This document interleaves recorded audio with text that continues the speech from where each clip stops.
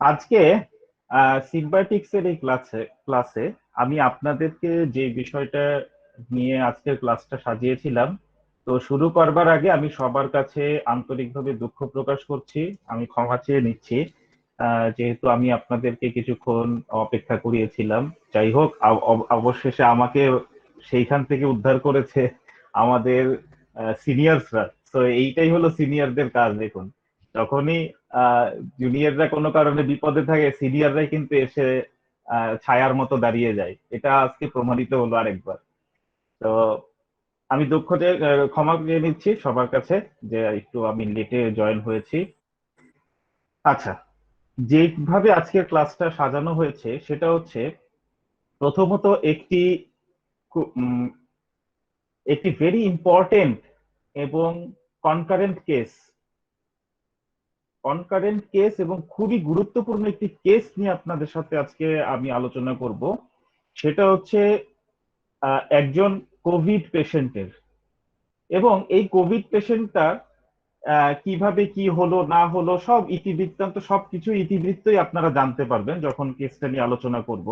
এক, এটা হবে একটা অংশ। আরেকটা বিষয় হচ্ছে, আমরা যারা নতুন আছি, আমরা কিন্তু বারবারই বলি আমরা এই সিস্টেমে অনেকে এখানে নতুন আছি, আবার অনেকে অনেক দিন থেকে ক্লাস করছি, প্র্যাকটিসও করছি চেম্বারে। যারা আমরা নতুন আছি তাদের জন্য যেমন খুবই খুবই খুবই গুরুত্বপূর্ণ একটি বিষয় নিয়ে কথা বলবো। একটা বড় আমাদের বড় মিস্টেক আমরা করে ফেলি, খুবই বড় মিস্টেক, যেটা আমাদের as a mind technique practitioner হিসেবে কখনোই করা যাবে না।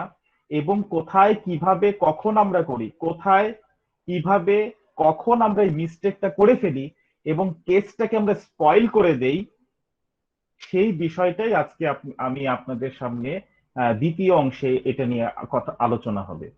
তো মূলত আজকের ক্লাসটা হচ্ছে দুইটা অংশে বিভক্ত।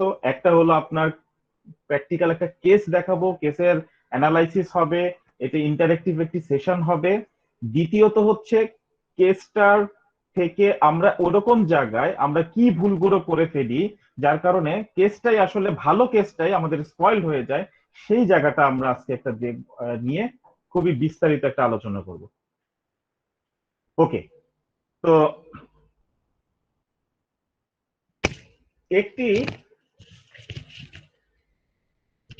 একজন পেশেন্ট, রুগীটা আসলে আহ, আমাদের একজন আমাদের একজন এখানকার স্টুডেন্টেরই, আমাদের এখানকার এক এসএইচএমটির একজন স্টুডেন্টের হাজবেন্ড হয় উনি।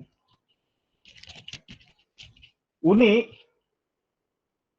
আহ, আজকে থেকে 10-12 দিন আগের কথা, আরো বেশি হবে, 12 থেকে 13 দিন আগের কথা, উনি জ্বরে আক্রান্ত হন।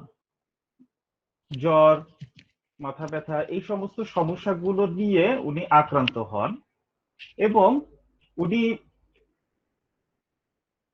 যেহেতু উনার ওয়াইফ একজন হোমিওপ্যাথিক প্র্যাকটিশনার, সেই জন্য ওনার ওয়াইফ উনাকে তৎক্ষণাৎ তখন একটি ওষুধ দেন ওনার জ্বরের জন্য। সেই জ্বরের ওষুধটা তিনি আহ, নেন, নিয়ে উনি অনেকটা আহ, জ্বরটার ওনার কমে আসে, একটু ভালো হয়। পরবর্তীতে আবার ওনার কিন্তু ফের জ্বর দেখা যায়, ফের আবার ওনার জ্বরটা দেখা যায়। জ্বরটা যখন ওনার সেকেন্ড বার দেখা গেল, তখন উনি আমাকে ফোন দিলেন, আমাকে কল করলেন যে এরকম এরকম আমি তো ওষুধ দিয়েছি, তো ওষুধটা খেয়ে জ্বরটা কমে গিয়েছিল, সুস্থ হয়েছিল, ভালো ছিল, হঠাৎ করে আবার জ্বরটা দেখা গিয়েছে এবং সাথে বেশ কাশিও হচ্ছে, কাশিও দেখা গিয়েছে। আর জ্বরটাও আবার দেখা যাচ্ছে। তো মানে উনাকে মানে যদি আমার হাজবেন্ডকে আপনার একটু দেখেন বা যদি উনাকে কিছু ওষুধ দেন, এরকম একটা অবস্থায় আছে। তো আমি উনাকে তার পরবর্তীতে একটা সময় দিই, তারপরে কেস টেকিং হয়। দেখুন এই ক্ষেত্রে কিন্তু উনাকে অলরেডি ওষুধ দেয়া হয়ে গেল, ওষুধটা খেয়ে কিন্তু জ্বরটা কমলো, আবার কিন্তু ফের জ্বর আসলো। এবং এট দ্যাট টাইম, এই যে আমি শুরুতে আগে বলে দিলাম কেসটা যে একটা কোভিড কেস, এটা কিন্তু তখন অবধি আমরা কিন্তু জানতাম না যে উনি একজন কোভিডেরই আসলে পেশেন্ট। ন্যাচারাল ফিভারের মতো অথবা ভাইরাল ফিভারের মতোই কিন্তু অ্যাজ লাইক অ্যাজ ব্যাপারটা ছিল আমাদের সামনে। দেন আমরা কিন্তু উনার কেস টেকিংটা করি, এবং করার পরে উনাকে একটা সিমিলিমাম আমরা দেই। সিমিলিমাম দেওয়ার পরে তারপরে কি কি হয়েছে সেগুলো আমরা অবশ্যই আপনাদের অ্যানালাইসিস ভিডিওতে সেগুলো আসবো, এবং রুগীটাকে আমরা প্রায় কয়েকটা ভাবে ফলো আপ করেছি। দেখুন আজকে এখন যেটা আপনাদেরকে দেখাবো, প্রথমে হচ্ছে একটা ভিডিও দেখাবো কেস টেকিং এর। কেস টেকিং এর ভিডিওটা দেখানোর পর কয়েকটা ফলো আপ আপনাদেরকে দেখানো হবে। ওকে, সবাই তো ক্লিয়ার না? ওকে, ঠিক আছে, thank you, thank you, thank you. আমি শেয়ার করবো ভিডিওটা, জাস্ট সেকেন্ড।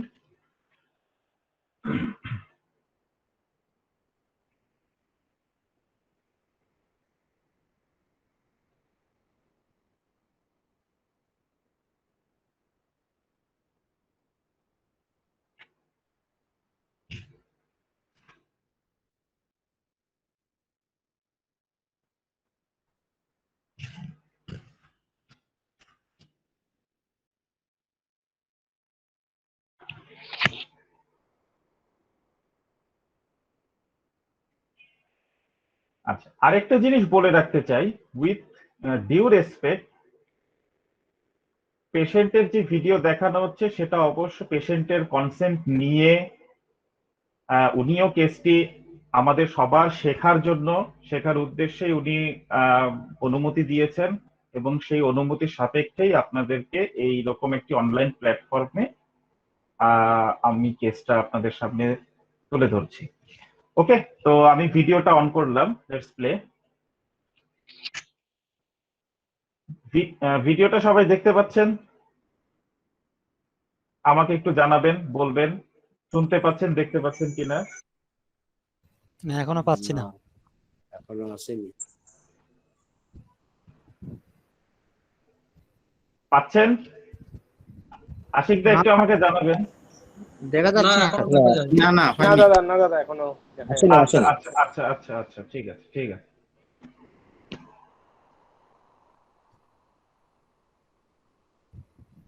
এখন জি জি শুনতে পাচ্ছি। এখন দেখা যায়, দেখা যায়, দেখা যায়। ঠিক আছে, ঠিক আছে। আশেপাশে থেকে সাউন্ড হচ্ছে, একটু সাউন্ড গুলো আপা একটু করে দিন। ঘড়ির অ্যালার্ম বাজছে, এখনই শেষ হয়ে যাবে। আচ্ছা আচ্ছা, দেখেন জ্বরে কি বলুন আপনার কি অসুবিধে, সমস্যাগুলো বলুন। আমার আসলে এমনি কোনো সমস্যা আমি বুঝতে পারি। প্রথমে আমি আপনাদেরকে বলবো, যেহেতু কেস টেকিংটা শুরু হচ্ছে, প্লিজ অবজার্ভ দ্য পেশেন্ট। সবার উদ্দেশ্যে বলবো, please just observe the patient. পাচ্ছি না। এই যে কথা বলতে গেলেই আপনার এই যে কাশি আসতেছে, কিন্তু কাশিটা হচ্ছে না। হুম মনে হয় যে যদি কাশিটা আমি দিতে পারতাম, মনে হচ্ছে যে আমি ফ্রেশ হয়ে যেতে পারতাম আর কি। আর হুম জ্বর সুগার আছে, জ্বর আমার কাছে এটা কিছু মনে হচ্ছে না। হুম এটার শরীরটা প্রচন্ড দুর্বল, কিছু খেতে পাচ্ছি না, হুম সবকিছু তেতো। হুম আচ্ছা,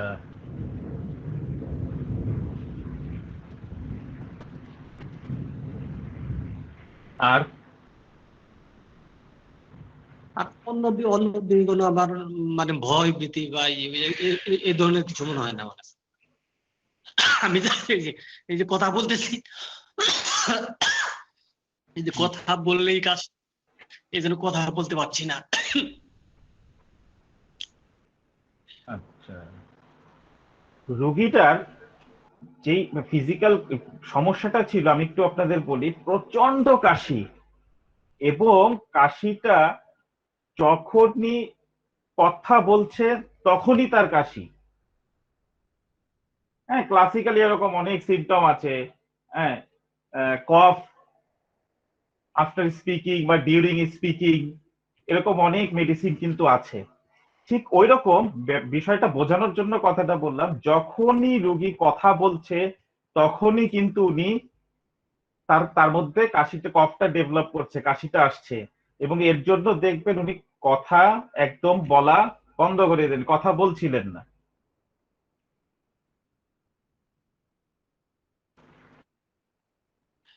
এই যে কাশি দিচ্ছি আর এই যে শরীর এই যে গরম হয়ে যাচ্ছে, মাথা গরম হয়ে যাচ্ছে। কিন্তু আচ্ছা, জ্বর মনে হয় 100-র উপরে না, জ্বর সবসময় ওই একই অবস্থাতে থাকে আর কি। কত থাকছে, জ্বরটা মেপেছেন? হ্যাঁ, 100-101-এর মধ্যে আছে। লাস্ট কখন মেপেছিলেন? এই কিছুক্ষণ আগে আসলে কারেন্ট চলে গেছিল, তার আগে হলো যে দেখলাম যে ফ্যান দেওয়া ছিল না, তো ফ্যানটা বন্ধ করে দিতে বললো, ফ্যান বন্ধ করে দেওয়াতে পরে দেখি গাটা গরম লাগছে, আবার একটু পরে ফ্যান দিলাম, পুরো গা ঠিক হয়ে গেল, একেবারে জ্বরটাও নেমে গেল। কিছুক্ষণ এই আগে 10 মিনিট আগে, 10 মিনিট আগে। আমি বলছি কত পেলেন, থার্মোমিটারের রিডিং এ কত পেলেন? 100 আছে, এখন 100 আছে। এখন 100 আছে। হ্যাঁ, আচ্ছা, ওই ফ্যান বন্ধ করা ছিল তখন গরমে আপনার 101 হয়ে গেছিল, মানে খুবই গরম ছিল, আবার ফ্যান ঠিক বন্ধ আছে, করে এখন দেওয়া। বলুন, আপনি বলুন। এখন হ্যাঁ, জ্বর তুমি বল। আপনার 100 না? 100 আছে, 100টা লেভেলে থাকছে। এইটাই লেভেলে থাকে, আর সে উপরে ওঠে না আর কি। এমনি মাথা ব্যথা বলেন ই বলেন কিচ্ছু নাই, সেগুলা নাই। হুম। জাস্ট কথা বলতে গেলেই কাশি। এই কাশিটা যে আছে আমি বুঝতে পারিনি ভাইয়া, আমি বলছিলাম কথা বলছে না, কেন বলছে না সেটা জানি না, কিন্তু আচ্ছা, আজকে আপনি বলছে কথা, ওনার সাথে কাশি কথা আসছে। বল, তুমি বলে যাও, পরে বলছি।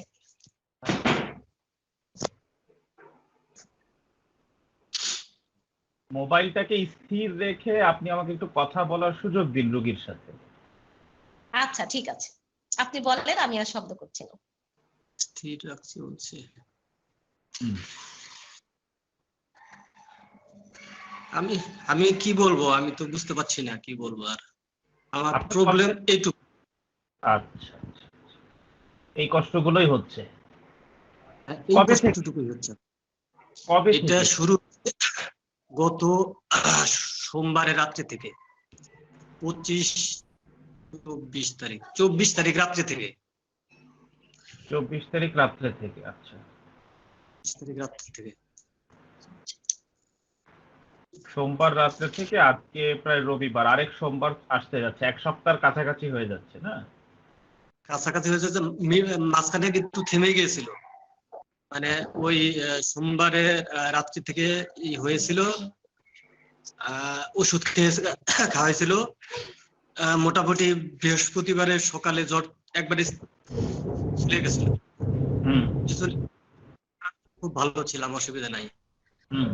সোমবারে ওনার প্রথম জ্বর শুরু হয়, হওয়ার পরে দেন ওনার মিসেস ওনাকে ওষুধ দেন, ওষুধ খাওয়ার পর ভালো হয়ে যায়, সেটাই উনি বলছিলেন, কোনো সমস্যা ছিল না, ভালো হয়ে গেলাম, জ্বর একদম কমে গেল। সন্ধ্যায় আসলাম, ওখানে আবার এই যে গা গরম হয়ে গেল, গরম হয়ে গেল, মেডিসিন খাওয়া দিল। শুক্রবার সারাদিন খালি ঘুম, খালি এক ঘুমের উপর ছিলাম। আজকে অফিসে গেলাম জোর করে, কারণ হলো যে বাসায় শুয়ে বসে থাকতে থাকতে শরীরটা একবারে হয়ে গেছে। তখন চিন্তা করলাম যে একটু হাঁটাহাঁটি করলে শরীরটা একটু ছাড়বে, এই জন্য জাস্ট আমি আজকে একটু অফিসে গেলাম আর কি। ও, এই জন্যই অফিসে গেলেন? হ্যাঁ, এই জন্য অফিসে গেলাম আর কি। মানে বাসায় তো হাঁটা জায়গা নাই, হ্যাঁ যে বাইরে গেলে একটু হাঁটাহাঁটি হবে, হ্যাঁ আর হ্যাঁ হাঁটাহাঁটি হবে, এই জন্য আমি একটু অফিসে গেলাম, যে তাহলে শরীরটার একটু জাম যেহেতু হয়ে গেছে, শরীরটা আমার মনে হচ্ছে তাহলে জামটা একটু ছাড়বে, এই জন্য আমি একটু অফিসে গেলাম আজকে। আচ্ছা আচ্ছা। 4টার দিকে অফিস থেকে চলে আসছি। এখন এই হ্যাঁ। যে জ্বর আছে, কিন্তু এই জ্বর আমার কাছে জ্বর এটা মনে হয় না, মানে এতটুকু গায়ে সবসময় আমার কাছে মনে হয় যে গরমই থাকে, হুম, কিন্তু বাড়ি যে আমার কাশিটা, মানে কাশিটা যদি আমি একবারে কাইসা সব ফেলে দিতে পারতাম, হুম, তাহলে মনে হয় স্বস্তি পেতাম আর কি। আচ্ছা আচ্ছা। হুম, ও,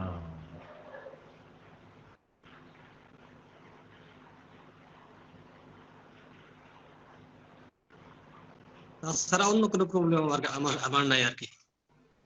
আচ্ছা। আপনি এ, খাওয়া দাওয়া করতে পারছেন? না, খাওয়া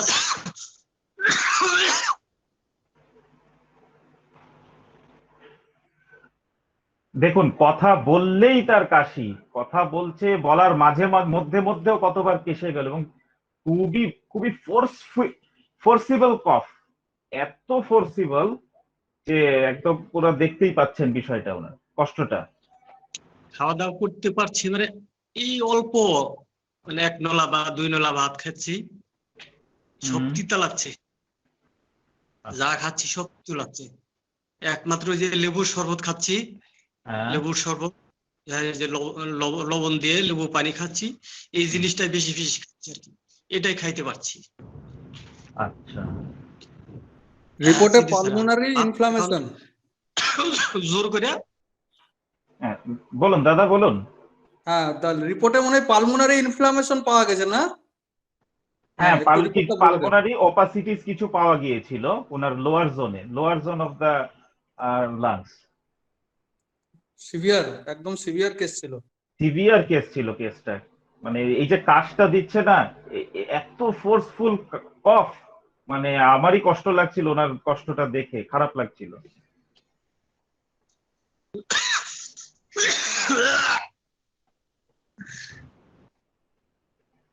এই দেখেন কথা বলতে পারছি না, হুম, যতই কথাতে আসতেছি ততই যে কাশি শুরু হুম, হয়ে যাচ্ছে, হুম। এই জন্য আমি কারোর সাথে কথা বলছি না, কারোর থেমে সাথে থাকছি। কথা বলছেন না? নাই যে, যেহেতু কথা বললে কাশি হয়, সেহেতু আমি কারোর সাথে এই জন্য কথা বলছি না। আচ্ছা। হুম।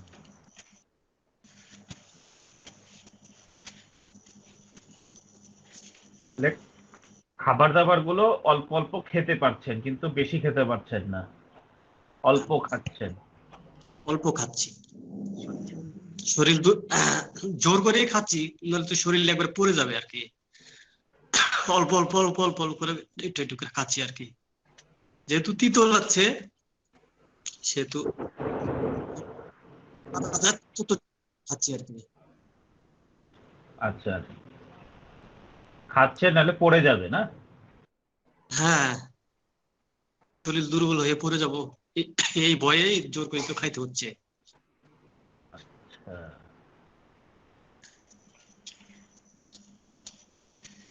আর এমনি নাকে কোনো সমস্যা বা গন্ধ ঠিকঠাক মতো পাচ্ছেন?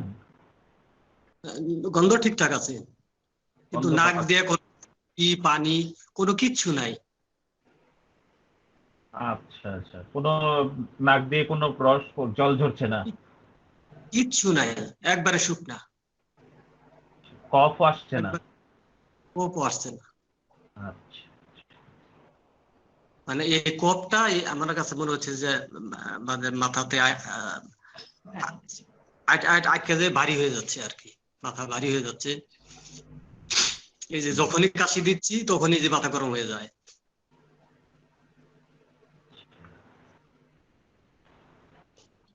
তা আপনি তো কারোর সাথে কথাবার্তা বলছেন না বললেন না, কাশির জন্য। জি, এই যে অফিস করলেন যে। অফিসে হুম। অফিসে গিয়েছি, অফিসে যে দু একটা কথা বলেছি, হয়তো যতদূর সম্ভব আচ্ছা। কথা বলি নাই, আচ্ছা যা প্রয়োজন হ্যাঁ, দু একটা কথা বলেছি। স্যারও জানি যে আমি অসুস্থ, জাস্ট যে চেয়ারে বসেছিলাম, আচ্ছা। স্যারও কিছু বলেনি, হ্যাঁ দেখছে যে অসুস্থ, চলতে পারছি না। হ্যাঁ। আচ্ছা, তার মানে আপনি অফিসেও আজকে অন্যান্য দিনের থেকে আজকে কম কথা বলেছেন, এই তো? হ্যাঁ হ্যাঁ। এবং বাড়িতেও এই একই কাজই করছেন? জি জি জি। ওই যে কথা বললে কাশি আসছে, হুম। কথা বললে কাশি আসছে, এই জন্য তো মানে কথা বলতে গেলে মানুষের সামনে কাশলে সমস্যা না, এই জন্য কথা যত কম বলা যায় তত আমি মনে করছি যে ভালো, এই জন্য আমি কথা ওইভাবে বলিনি কারোর সাথে আর কি।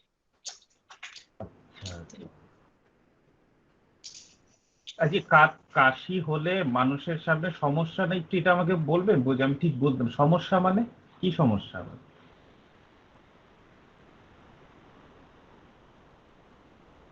বুঝতে পারলাম না আপনার কথা। এই যে আপনি বললেন যে কাশি দিলে মানুষের সামনে সমস্যাটা, মানে এই সমস্যাটা বলতে আপনি কি বোঝাতে চাইছেন? আমি ঠিক বুঝলাম না। মানে একজন লোকের সামনে কাশি দিলে সে হ্যাঁ। লোকটা মনে করবে না যে আমি অসুস্থ, হুম। এই জন্য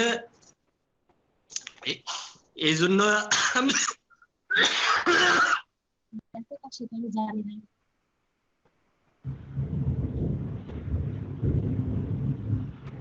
কথা আচ্ছা, মাস্ক পরে মাস্ক, মানে মাস্ক পরে থাকেন অফিসে? হ্যাঁ মাস্ক রেগুলারই, এটাও আমরা সবাই অফিসে সবাই মাস্ক পরেই থাকি সবসময়।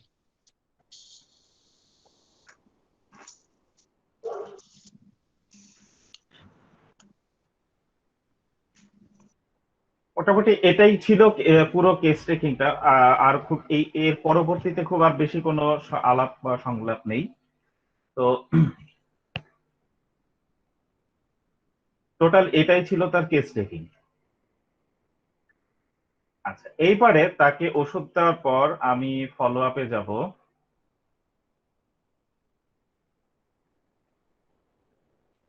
এই ফলো আপটা করা হয় হচ্ছে যেদিন রুগীকে ওষুধ দেওয়া হয় তার পরের দিন দুপুর 1:44-এ। মাইন্ডেড, ওষুধ দেওয়া হয় রুগীকে রাতের দিকে, রাত হতো 10টা 11টা বা এরকম সময় তাকে ওষুধটা দেওয়া হয়েছিল। আর সেকেন্ড বা ফার্স্ট ফলো আপটা করা হয় পরের দিন দুপুর 1:44-এ।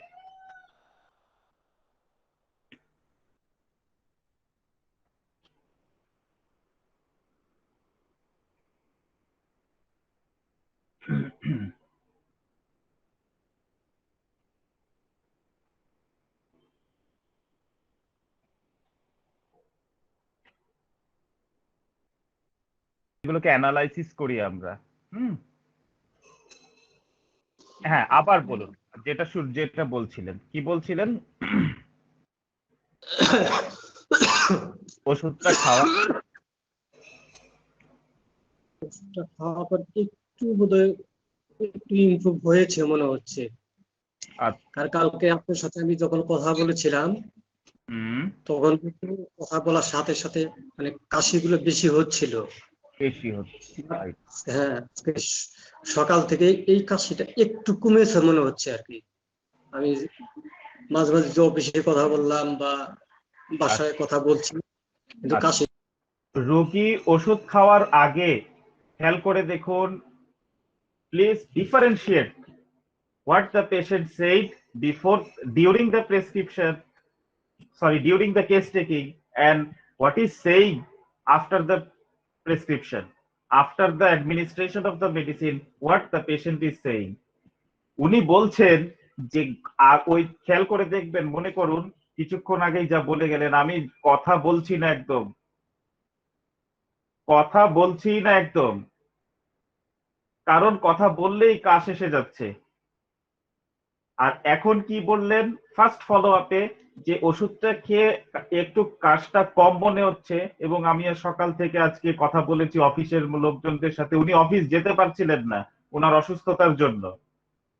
উনি ছুটি নিয়েছিলেন, ছুটি নিয়ে বাড়িতে বেড রেস্টে ছিলেন, বাট উনি যেই পজিশনে যেই কাজটা করেন তার জন্য অফিস, উনার উনার জন্য অফিস প্রচুর ডিপেন্ডেন্ট, উনার ওপর অফিসের অনেক গুরু দায়িত্বগুলো থাকে, যার জন্য উনার অফিসের যারা ঊর্ধ্বতন কর্মকর্তারা আছেন বা অর্ধতন সবাই কিন্তু ফিল করছিলেন যে স্যার নেই, স্যার এরকম আমাদের একটা অবস্থা হয়ে গেল অফিসে, স্যারের মতো মানুষের খুবই নিডি একজন, মানে খুবই তাকে সবাই চায়, তাকে প্রয়োজন হয়।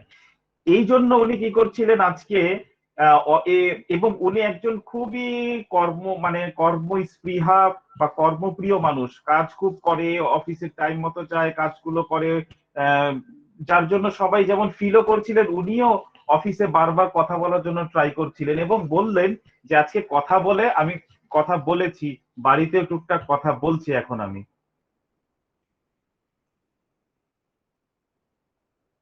এটা আছে আছে কিন্তু অত বেশি কথা বলতে পারছি না আর কি। আচ্ছা, মানে আমার ভয়টা হয়ে গেছে, মানে কথা বললেই কাশিটা চলে আসছে, আর দিতে পারছি না। আর কাশি দিতে গেলে তো এই আপনার একবারে হয়ে যে সিম্পল একটু কাশি দিয়েছি যে গরম হয়ে গেছে। আচ্ছা,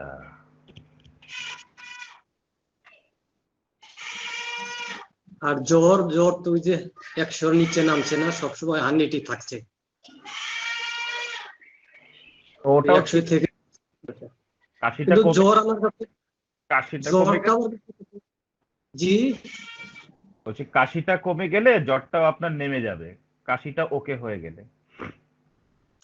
কফ কিরকম উঠছে? কফ বেরোচ্ছে না।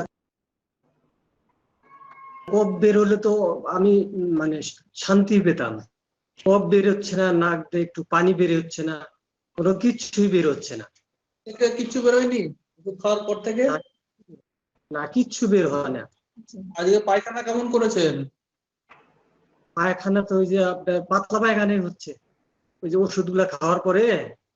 এই যে সকালে পাতলা পায়খানা করেছি, যে দুপুরে একটু আগে করেছি, তখনও পাতলা পায়খানাই করেছি। পাতলা পায়খানা কি কালকেও হয়েছিল? হ্যাঁ হ্যাঁ, ওষুধগুলা মানে খাওয়ার পর থেকে পাতলা পায়খানা হয় আর কি। কোন ওষুধগুলো? ওই যে আমার ওয়াইফ আগে ওষুধ দিয়েছিল, সেগুলা খাওয়ার পরেও, তারপরে কালকে আবার যে সার ওষুধ দিয়েছে, সকালবেলা পাতলা পায়খানা হলো, আবার দুপুরে একটু পাতলা পায়খানা হলো। পায়খানাটা এই কালকের ওষুধ খাওয়ার পরের পরিমাণটা কেমন আছে আর আগে পরিমাণটা কেমন ছিল?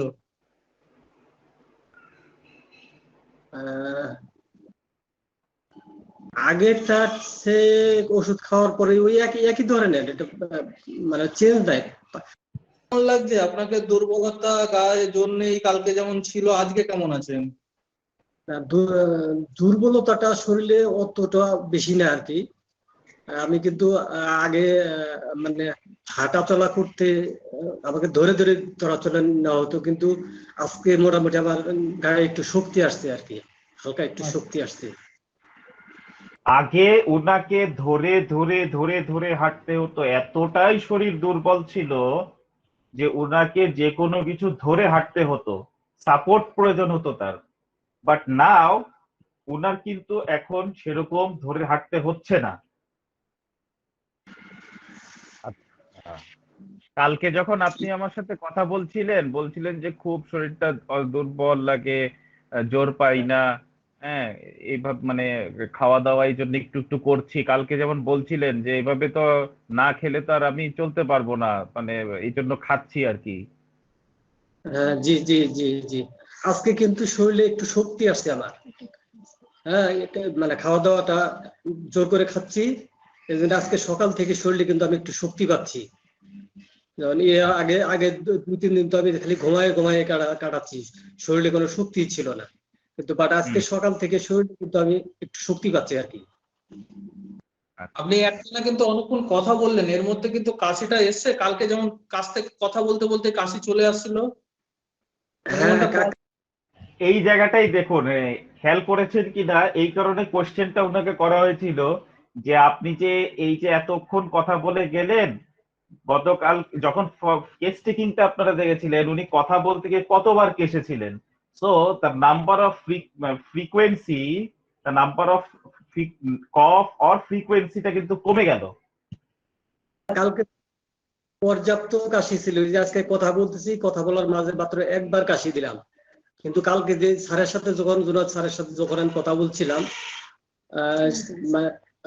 তো তখন তো মানে একমাত্র কাশির উপরে কাশি ছিল, কিন্তু সেই কাশিটা কিন্তু আজকে অতটা নেই।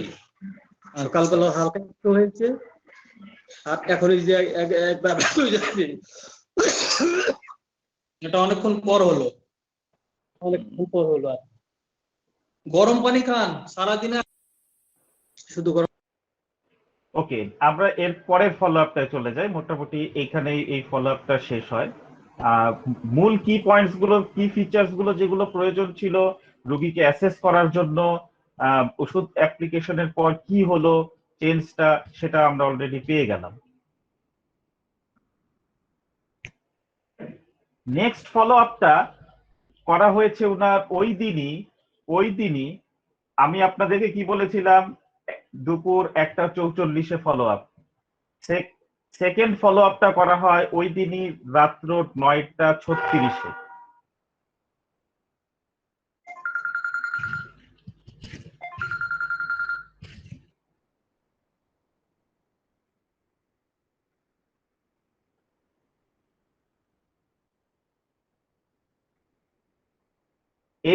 এই ভিডিওটা যেটা দেখছেন এটা রাত্র 9:36 করা। জি, সকাল থেকে কেমন আছেন? এখন আল্লাহর রহমতে ভালোই আছি। কাশিটা নাই, কাশিটা নাই। বাহ, আলহামদুলিল্লাহ। জ্বর? জ্বরটা আছে, তো জ্বর তো 100 নিচে নামছে না। কমে যাবে। হ্যাঁ, যে কাশির প্রবলেমটা যেটা ছিল ওটা বোধহয় কেটে গেছে মনে হচ্ছে, কথাবার্তা কাশি আসছে না। আচ্ছা, জ্বরটা থাকবে, আমি বললাম সকালে 2 থেকে 3 দিন জ্বরটা থাকবে, এই জ্বর চলে যাবে, ঠিক আছে? এটা ওষুধ খাওয়ার পরে এটা হচ্ছে ডিসচার্জ। এই জ্বরটা আপনার শরীর খারাপের জ্বর নয়, এটা ওষুধের জ্বর। আপনার ওয়াইফ ভালো করে বুঝবে এই ব্যাপারটা, আমি যেটা বলতে চাইছি। কারণ আপনার যেটা শরীর খারাপের জ্বর ছিল সেটা 102 103 থাকতো, এটা 100-র মধ্যে থাকছে। তার মানে এই জ্বরটার মাধ্যমে আপনার শরীরের যত রকম ইনফেকশন আছে সব বেরিয়ে যাচ্ছে বাইরে, শরীরের বাইরে। তো এটা নিয়ে চিন্তার কারণ নেই। হ্যাঁ, আপনাকে দেখেও ভালো লেগে। খাওয়া দাওয়া কিছু করেছেন? হ্যাঁ, খেলাম। কি খেলেন? যে ঘাটা ভাত রান্না করেছিল, সেই ঘাটা ভাত খেলাম, নরম নরম ভাত। এটা খাইতে খুব ভালো লাগছে। দুপুরে খেয়েছিল অল্প, তার আগে কিন্তু কিছুই খাচ্ছিল না রোগী। এবং সবচেয়ে ইন্টারেস্টিং পয়েন্ট হচ্ছে এই পেশেন্টটা 2015 সালের পর এই প্রথম, এইবার 15 আর আজকে 21, 15 সালের পর থেকে 21-এর মধ্যে উনি কখনোই কোনো এরকম জ্বর বা অসুস্থতার মধ্যে পড়েননি। উনি সৃষ্টিকর্তার কৃপা এতটাই ভালো ছিলেন। এইবার যখন উনি জ্বরে, ঠিক 2015-এও উনার একই রকম অবস্থা, যখন জ্বর হয়েছিল, অসুস্থ হয়ে পড়েছিল, কিছুই খাচ্ছিল না, খাওয়া দাওয়া বন্ধ। ঠিক সেম অ্যাজ এইবারও যখন উনি জ্বরে পড়লেন, এরকম কাশি হলো, অসুস্থ হয়ে পড়লেন, খাওয়া দাওয়া টোটালি বন্ধ হয়ে গিয়েছিল। ওই দিন কিন্তু উনি খাচ্ছিলেন না। আজকে ঠিক দেখুন, 24 ঘন্টাও হয় নাই মাই ডিয়ার ফ্রেন্ডস, 24 ঘন্টাও হয় নাই যখন উনাকে ওষুধ দেওয়া হয়েছিল 30 তারিখে রাতে 10টা বা 11টার দিকে। 24 ঘন্টাও হয়নি, 9:30-এর ভিডিওটাতে দেখা যাচ্ছে উনি কিন্তু খাওয়া স্টার্ট করে দিয়েছেন। তখন কিছুই খাচ্ছিলেন না, সেই জায়গা থেকে রুগী এখন খাওয়া শুরু করেছে কি ঘাটা ভাত। মিনভাইল জ্বর কিন্তু কমছে না। জ্বর কমছে না, এইটা নিয়ে কিন্তু আমাদের একটা পরবর্তীতে কথা আছে। কেস অ্যানালাইসিসের পরে আজকের বেশি ইম্পর্টেন্ট হচ্ছে গিয়ে ফলো আপ। follow up। আপনাদের সঙ্গে আপনারা এটাই শেয়ার করতে চাই যে জ্বর কিন্তু কমেনি, 103 অব্দি জ্বর উঠেছে ওষুধ খাওয়ার পর। হুম। এবং উনি এখন খাওয়া দাওয়া স্টার্ট করলেন, 24 ঘন্টা হয়নি। ভালো, হ্যাঁ অনেকটু যাক আলহামদুলিল্লাহ, আলহামদুলিল্লাহ। কয়েকদিনের মধ্যে অনেকটু খেয়েছি, এত বেশি এই কয়েকদিনের মধ্যে খাওয়া হয়নি আমার।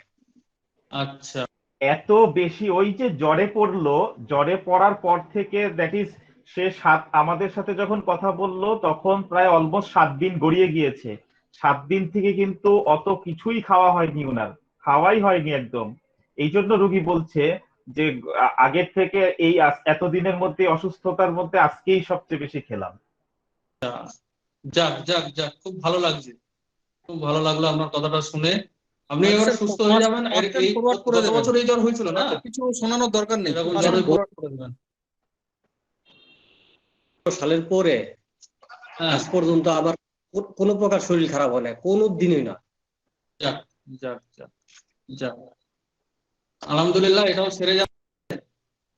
জি কাজী যদি আপনি যদি কিছু বলেন, আপনি কিছু। হ্যাঁ, মাথাটা আপনার ওই যে একটা ভার ভার ঝিমঝিমের ওই বলছিলেন যে 4-5টা, হ্যাঁ। বিকেল বেলা তখন বলছিলেন না, কথা বলছিল যে ওই মানে ঠান্ডার কারণে মাথার হ্যাঁ। ঝিমঝিমটা কি আছে,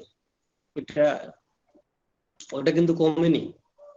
কাশিটা নাই, কিন্তু মাথার ওটা ঝিমঝিমটা ঠান্ডার আছে। কারণে নেই, ওটা ঠান্ডার কারণে হয়নি, ওটা হয়েছে সোডিয়াম পটাশিয়াম বডি থেকে নেমে গেছে বলেই এটা হয়েছে। আপনাকে একটু ওআরএস পানি খেলে মাথা ঝিমঝিম ভাবটা চলে যাবে। একে তো দেখুন, এই জায়গাটা আমাদের একটা ক্লিনিক্যাল যে জায়গা বুঝতে হবে, যেহেতু ওনার কিন্তু ডায়রিয়া হয়ে যাচ্ছিল, লুজ মোশন ছিল, এবং এট দ্য সেম টাইম উনি খাওয়াও কিন্তু বন্ধ ছিল, ওনার অনেক খাচ্ছিলেনই না, এই কারণেই এটা ডেভেলপ করেছিল। বডিতে সোডিয়াম পটাশিয়ামের অভাব হয়েছে বলে এই মাথা ঝিমঝিমটা করছে, অনেক সময় মাথা ব্যথাও হয়। তো তার জন্য আপনাকে একটু খেতে হবে ওআরএস পানি, ওটা খেলেই মাথা ঝিমঝিম দেখবেন আর নেই। কি স্যালাইনটা খাচ্ছেন? ওআরএস যে পাউডার হয়, এক packet. Okay, move on to the next follow up.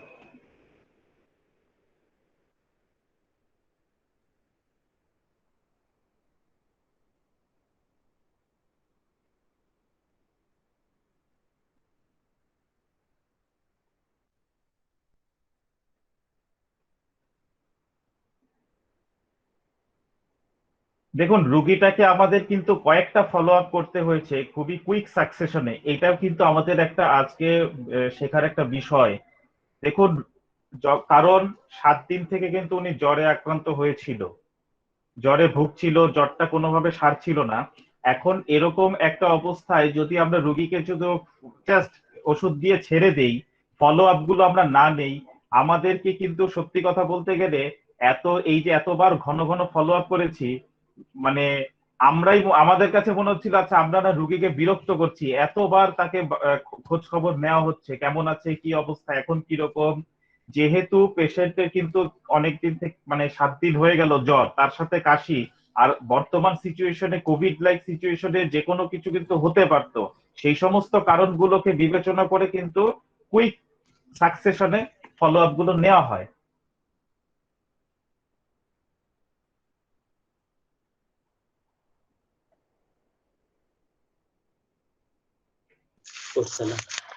এই ফলো আপটা পরদিন বিকেল 4টার দিকে।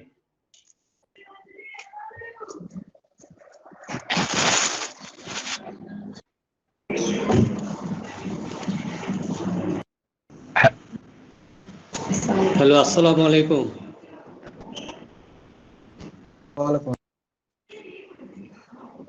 এখন আছি।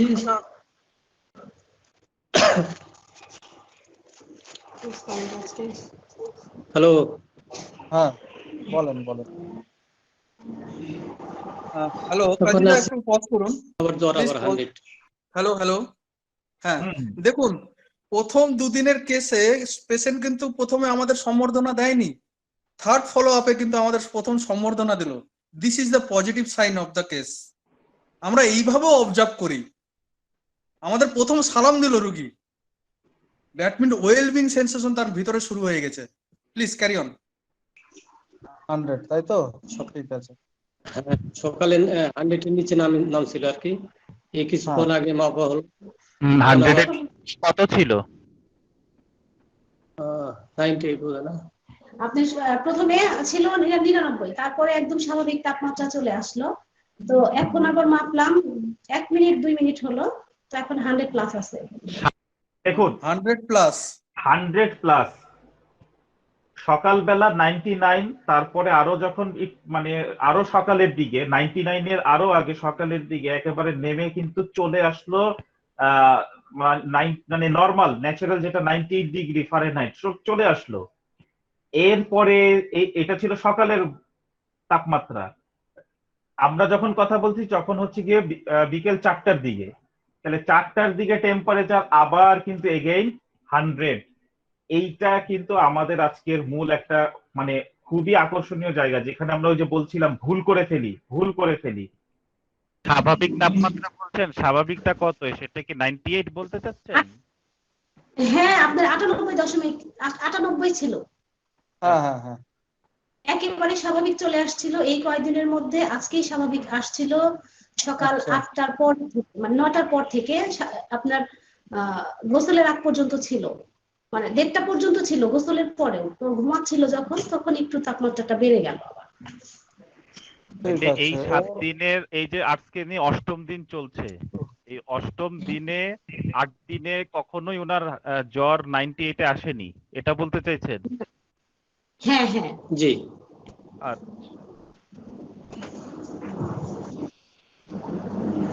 গত রাতেও প্রায় 3টা থেকে নিয়ে আর নেই, নেক্সট ফলো আপে চলে যান।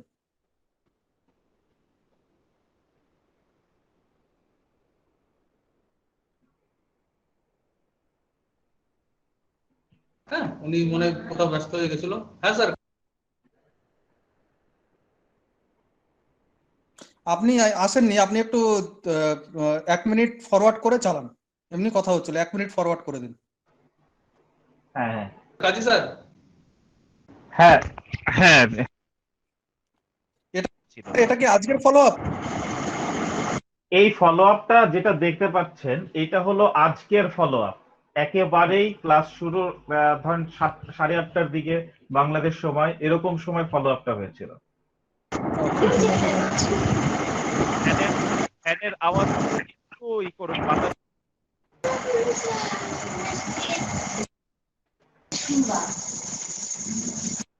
এখন আপনি কেমন আছেন? আছি আলহামদুলিল্লাহ, আল্লাহর রহমত, এখন খুবই ভালো আছি আর কি।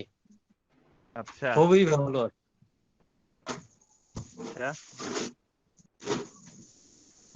খুবই ভালো মানে?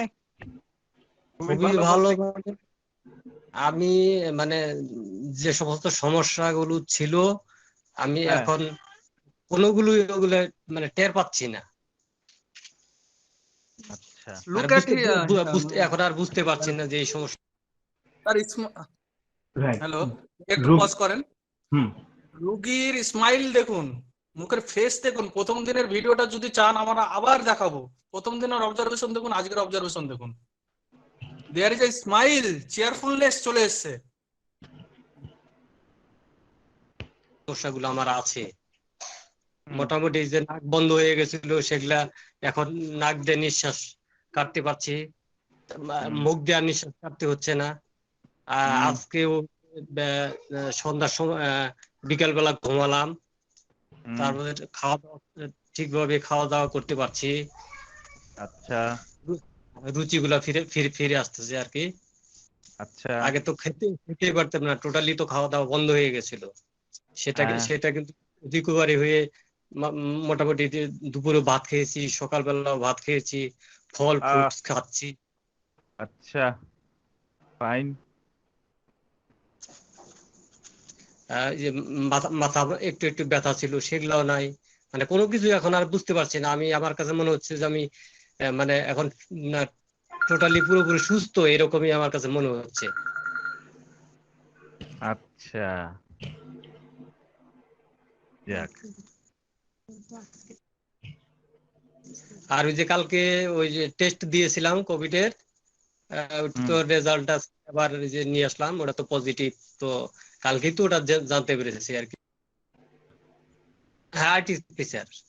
আরটিপিসিআর এর ছবিটা কি দিয়েছেন আমাকে? আপনাকে স্মরণ শক্তির ওষুধ দিয়ে দেবো। লেবে আসলে ভয় পাওয়ারই কথা, মানে নিজের পরিচিত লোক।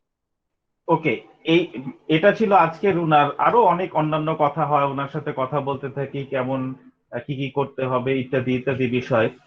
দেখুন ওনার আম, মানে এই যে কোভিডটা আমরা কখন ওনার বুঝতে পারলাম, আমরাও কিন্তু জানতাম না যে আসলে উনি একজন কোভিড পেশেন্ট। বাট যখন ওনাকে তৃতীয় থার্ড ফলো আপটা যেটা আপনারা দেখছিলেন, উনি দিচ্ছিলেন, যে সেই জায়গায় ওই দিনই কিন্তু ঠিক ওনার কে অফিসিয়ালি তাকে বলা হয়, প্রেশারাইজ করা হয় যে আপনাকে, মানে যেহেতু ওই তার আগের দিন পুরো অফিসে জানা যাবে, বিষয়টা ক্লিয়ার হয়ে যায় যে কোভিড পেশেন্ট ধরা পড়েছে, একজন এমপ্লয় কোভিড ডিটেক্টেড হয়েছে। তো ওইটা ডিটেক্টেড হওয়ার পরই তারপরে ম্যান্ডেটরি ভাবে সবাইকে কিন্তু টেস্ট করার জন্য একটা ফোর্স করা হয়, একদম মানে করতেই হবে বাধ্যতামূলক ভাবে। তো উনি কিন্তু বেটার ফিল করছিলেন, আর রোগী পরবর্তীতে যান টেস্ট করান। এই টেস্টের পরেই আমাদেরও সুবিধা হয়, যেহেতু দেখুন একটা জিনিস আপনাদেরকে বলতে চাই, আজ এই কেসটা থেকে আমরা দেখেছি কি পরিমাণ যে আসলে আমাদের ওই যে স্যার যেমন বলছিলেন না, চেম্বারে কত কষ্ট ফেস করতে হয়, আমরা কিন্তু চাইলেই টেস্ট করাতে পারি না। ঠিক আমাদের পেশেন্টকেও আমাদের প্ল্যান ছিল, বাট যেহেতু উনি দুর্বল ছিলেন, ইমিউন সিস্টেম লো, মানে ডাউন ছিল, সবকিছু মিলিয়ে আমরা ভাবছিলাম আমরা 1 সপ্তাহ পরে বা 7 দিন পরে যখন ওনার একটু সুস্থ হবে তারপরে একটা চেস্ট এক্সরে করানো যাবে। বাট লাকিলি, ভেরি লাকিলি, আমাদের সেরকম আমাদের যে কাজটা আমরা চাচ্ছিলাম সেটা হয়ে যায়। অফিস কর্তৃপক্ষ ফোর্সিভলি তাকে বলে যে টেস্ট করানোর জন্য, এবং টেস্ট করার পর কোভিডটাও ধরা পড়ে। এবং সবচেয়ে বড় বিষয় হচ্ছে যে জিনিসটা বলবো, সেটা হচ্ছে যখন উনি টেস্ট করানোর পর আমি তাকে আরো জিনিসগুলো বলে দেই। কেসটা আমরা পুরোটাই ডিল করেছিলাম, আমি আশিক দা আমরা দুজনে মিলে। তো আমরা আলোচনা করছিলাম যে দাদা এরকম তো উনাকে বলা হয়েছে, তাহলে আমরা একটা কাজ করি, উনার যে অন্যান্য মানে কোভিড এর প্যারামিটার গুলো আছে, লাইক ডিডাইমার, তারপর হচ্ছে আইএলসি, ইন্টারলিউকিন 6, সিআরপি, এই টেস্ট গুলো আপনার তাকে আমার মনে হয় দেয়া দরকার, যেহেতু ভারতীয় ভ্যারিয়েন্ট গুলো এখন আমাদের দেশে ঢুকে গিয়েছে, এবং উনারা যেই এরিয়া থেকে বিলং করে সেই জায়গায় কিন্তু ভারতীয় ভ্যারিয়েন্টটা বেশ ছড়িয়ে পড়েছে। তো সবকিছু মিলে আমরা ওই টেস্ট গুলো দেই এবং ওই রিপোর্ট গুলো আসে পজিটিভ। কিন্তু যেটা মোস্ট নোটিসেবলি আমাদের বলতে হয় যে ওখানে যিনি স্ক্যান করেছিলেন ওনারা দুটো কাজ করেন, একটা হচ্ছে চেস্ট এক্সরে করেন এবং সিটি স্ক্যান করেন। তো ওই সিটি স্ক্যানের রুমে যে ডক্টরস থাকেন ওনারা দেখে বলছিলেন, দেখুন ওনার দেখেই বলছি, আরটিপিসিআরটা বাদ দিন, ওটা আসে না না আসে তা বলবো না, উনি অলরেডি কোভিড এর পেশেন্ট বলাই যায় ওনার এই লাংসের ছবি দেখে। এবং উনি এই কোভিডে কিন্তু আজ থেকে 10 থেকে 11 দিন আগেই উনি ইনফেক্টেড হয়ে যায়। এটা ছিল অ্যালোপ্যাথ, ওখানে যারা অ্যালোপ্যাথরা ছিলেন তার লাংসের কন্ডিশন দেখে ওনারা এটা বলছিল যে উনি কিন্তু 10 থেকে 11 দিন আগেই পসিবলি উনি ইনফেক্টেড হয়ে যান, এবং এখন ক্রিটিক্যাল সময়টা সেরকম নেই। এটা ছিল অ্যালোপ্যাথ ফিজিশিয়ানদের কথা, যে ক্রিটিক্যাল পিরিয়ড পার হয়ে গিয়েছে, এখন যে কন্ডিশন লাগের আমরা দেখতে পাচ্ছি, যে ওপাসিটিস গুলো দেখা যাচ্ছে, সেই ওপাসিটিস গুলো খুবই খুবই অনেক লেস ডেঞ্জারাস। এবং এটা এমনিতেই ওষুধ খেলে ওনারা ওনাদের পদ্ধতিতে বলছিলেন অ্যালোপ্যাথ আপনারা এই ওষুধগুলো খান, এগুলো খেলে ভালো হয়ে যাবেন। বাট আমাদের পেশেন্ট তো আগে থেকেই আপনারা দেখলেন যে কতখানি ইমপ্রুভমেন্ট করে এসেছিলেন, যার জন্য পরবর্তীতে উনি আর কোনো ধরনের অ্যালোপ্যাথিক ওষুধ দিলেন না। এরপরে আজকের এই ফলো আপ, এবং এখন এই অবস্থায় উনি আছেন। তো হ্যাঁ, এই পর্যায়ে আমি মানে কেসের প্রেজেন্টেশনটা আমরা শেষ করলাম। তো এই পর্যায়ে আমি আমার মনে ইন্টারেক্টিভ ডিসকাশনটা আমাদের আমরা যাব, যেখানে আপনাদের কাছে আসলে কি রকম কি মনে হচ্ছে। ফাইনালি আজকের অ্যানালাইসিসটা আশিক দা করবেন, আর পুরো কেসটা আমি প্রেজেন্ট করলাম। এবার আপনারা আপনাদের পয়েন্ট অফ ভিউ থেকে বলুন যে আপনারা কেসটা দেখলেন কি মনে আমি হচ্ছে? মাঝখানে একটু বলতে চাই, অ্যানালাইসিস করাটা সম্ভব হতো না যদি ডক্টর কাজী জুনেদ বিন যদি কেসটাকে ভালো করে আমার সামনে উপস্থাপনা না করতো। ওনার অবজারভেশন যদি ঠিকঠাক না হতো এই কেস আমি ধরতে পারতাম না। তাই জন্য আপনারা আগে দেখুন, উনি অবজার্ভ করেছিলেন, উনি আমাকে বলে দিয়েছিলেন সিচুয়েশন গুলো, আমি সেটাকে জাস্ট মানে যান্ত্রিক রূপে প্রেজেন্ট করেছি, এইটুকুই আমার কাছে। বাট কাজী স্যার না থাকলে এই কেস আমি ধরতে পারতাম না। তো থ্যাংক ইউ কাজী স্যার। তার আগে আপনাদের কাছে আমরা অবশ্যই চাইবো প্লিজ। আপনাকেও থ্যাংক ইউ। আপনি অবশ্যই ভালোভাবে জিনিসগুলোকে পারসিভ করে আপনি কেসটার ফিলিংসটার মধ্যে পৌঁছেছিলেন। হ্যাঁ, ফিলিংসটা আপনি ধরিয়ে দিয়েছিলেন বলেই সম্ভব হয়েছে। তো যাই হোক, আপনারা কেসটা একটু টিম ওয়ার্ক অ্যানালাইসিস লাইক করুন। নাকি বলা যায় হ্যাঁ যে হ্যাঁ উই হ্যাঁ ডিড হ্যাঁ, এই কেস উই সম্ভব ডিড হতো দ্য না। Best. We did the best, একদম। আপনি ঠিক পারসিভ করেছিলেন বলেই আপনি কিন্তু আমাকে কেসটা বলতে পেরেছিলেন, না হলে আমি কেস ধরতে পারতাম না। তো আপনারা প্লিজ অ্যানালাইসিস করুন কি আমরা দিয়েছিলাম মেডিসিন। এই যদি জন্যই আপনারা শুরুতে আমি বলেছিলাম যে প্লিজ অবজার্ভ দ্য পেশেন্ট। আপনারা কেসটা আরেকবার চাইলে দেখতে পারেন এবং ব্যাকগ্রাউন্ডও জানতে পারেন যদি আপনাদের কারো কোয়ারি থাকে। কিন্তু আমরা সেশন আজকে আমাদের তাড়াহুড়োর কিচ্ছু নেই, আমরা অনেক কিছু শেখার আছে এই কেসটা থেকে। তো প্লিজ অনেক আপনারা অনেক আপনাদের মতগুলো একটু জানান। রিয়েলি অনেক কিছু শেখার আছে।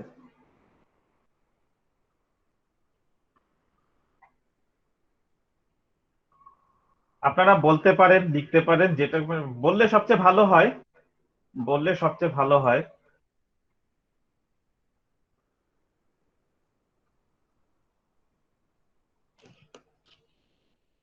দাদা প্রেজেন্টেশনটা বন্ধ করে দিন, আর দরকার নেই।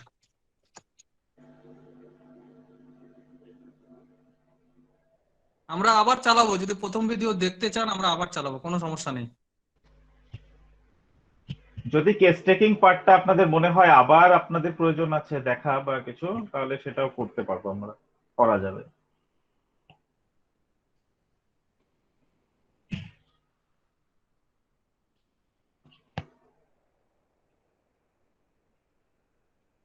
সুষমন দা ফসফরাস বলেছেন, কাইন্ডলি একটু ব্যাখ্যা দেবেন কেন?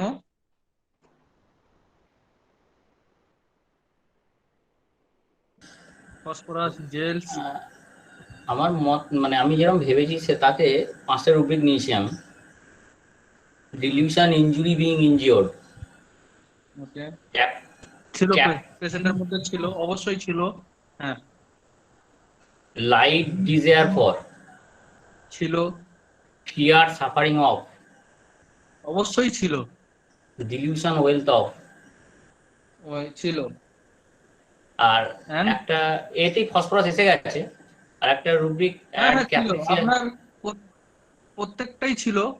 বিজি হিরণময় জেলসিমিয়াম বলেছেন, ফসফরাসের আপনি যে কটা কথা বলেছেন পেশেন্টের মধ্যে ছিল, আমি অস্বীকার করছি না। জেলসিমিয়ামেরও সেট ছিল, কাশছি না, কাশিটাকে কন্ট্রোল করে রেখেছি।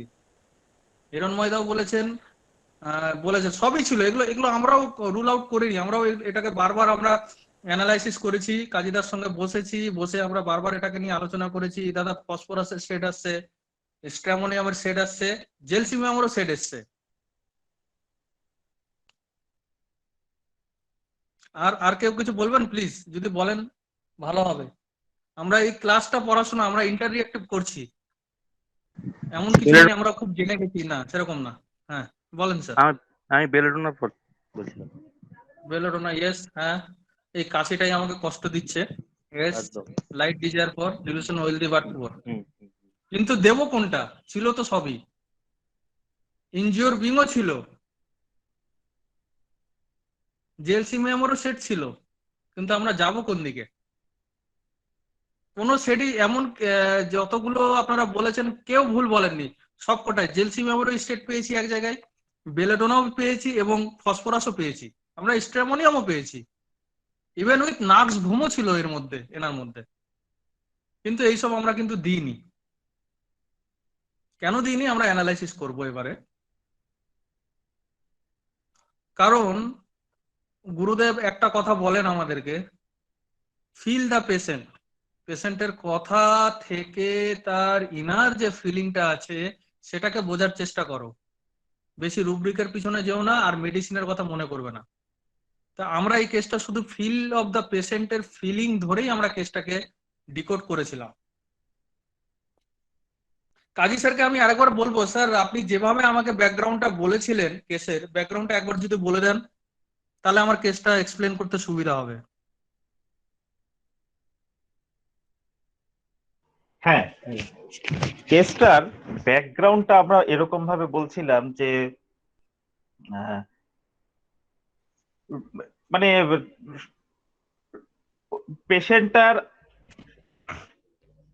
বিষয়টা ছিল এরকম যে আমি আশিকদাকে বলছিলাম যে আশিকদা এরকম এরকম তো উনার জ্বর এসেছে, তো আমাদের এই পেশেন্টের আমাকে আপা ফোন দিলেন, তো একটা পেশেন্ট আছে, তো ওনার এরকম জ্বর চলছে প্রায় 7 দিনের কাছাকাছি হয়ে যাচ্ছে। তো জ্বরটা যখন হলো তারপরে উনি ওষুধ আপা ওষুধ উনাকে দিলেন, তো ওষুধ খাওয়ার পর একটু মোটামুটি ভালো হয়ে যায়। হ্যাঁ, তো ভালো হয়ে যাওয়ার পরে এরপর হঠাৎ করে থার্সডেতে আবার ওনার জ্বরটা আসে। তো থার্সডেতে আবার জ্বরটা আসার পরে আহ, ওই যে আশিকদা ওয়েনসডেতে যে ক্লাসটা হয়েছিল না, তো আপা ওই নাক্স ভূমিকার ক্লাসটা হয়েছিল, পেশেন্টটাতে আমরা দেখিয়েছিলাম। তো বুধবার দিন উনি ক্লাসটা করেন, করার পর উনি যখন বৃহস্পতিবারে জ্বর আসেন উনার হাজবেন্ডের, তো উনি ঠিক ওইরকম একটা ব্যাপার উনার মধ্যে লক্ষ্য করতে পারেন, যেটা যে quite wants to be repose and tranquillity desire for যে রুব্রিকটা কিংপিন ওখানে ধরা হয়েছিল, তো উনার মধ্যেও এরকম ব্যাপারটা দেখেন এবং তার সাথে অন্যান্য বিষয়গুলো দেখে উনি ওনাকে নাক্সভোম দেন। তো নাক্স ভূমিকা দেওয়ার পর তো উনি শুক্রবার শনিবার, যেটা রুগীও কিন্তু বলছিল যে ওই একটা ওষুধ দিছিল, খাওয়ার পর ঘুম আর ঘুম, আমি 2 দিন উঠতেই পারি না, ঘুমাইছি। তা উনি তারপর ঘুমালেন। তো এরপরে রবিবার দিন ভালো ছিলেন, এমনি জ্বর টর বা কোনো সময়, কিন্তু রেস্ট নিচ্ছিলেন, বেশ ঘুমাচ্ছিলেন। তারপরে রবিবার দিন আমাকে কিন্তু উনি ফোন দেন। রোববার ফোন দেওয়ার পরে আমাকে আপা বলছেন যে এরকম এরকম উনি তো এরকম হলো, জ্বর আবার তো জ্বর চলে আসলো, আহ, ভাইয়া আমি এখন কি করব, আর উনি মানে কাশিও হচ্ছে। তো তখন আমি বললাম আচ্ছা এখন কি অবস্থা, মানে এখন আপনি কি আমাকে মানে কি চাইছেন বলুন। বলে যে দেখেন আমি তো মনে করছি আপনি যদি একটু কেসটা দেখেন বা আপনারা এখন কি করণীয় আছে বা এটা আপনারা যদি একটু দেখেন ওষুধ দেন। তো আমি ওকে বলছি যে এরকম এরকম, তা তোমাকে ইয়ে করতে হবে একটু ওষুধ, মানে আমি তো ওষুধ দিলাম আর এদিকে এখন আমাদের স্যারও দেখবেন তোমাকে, তা তুমি একটু ওনাকে দেখাও। ভাই তখন বলছিলেন যে ভাইয়া ওনার দেখাতে চাচ্ছেন না, আসলে দেখাতে চাচ্ছিল না আপনাকে।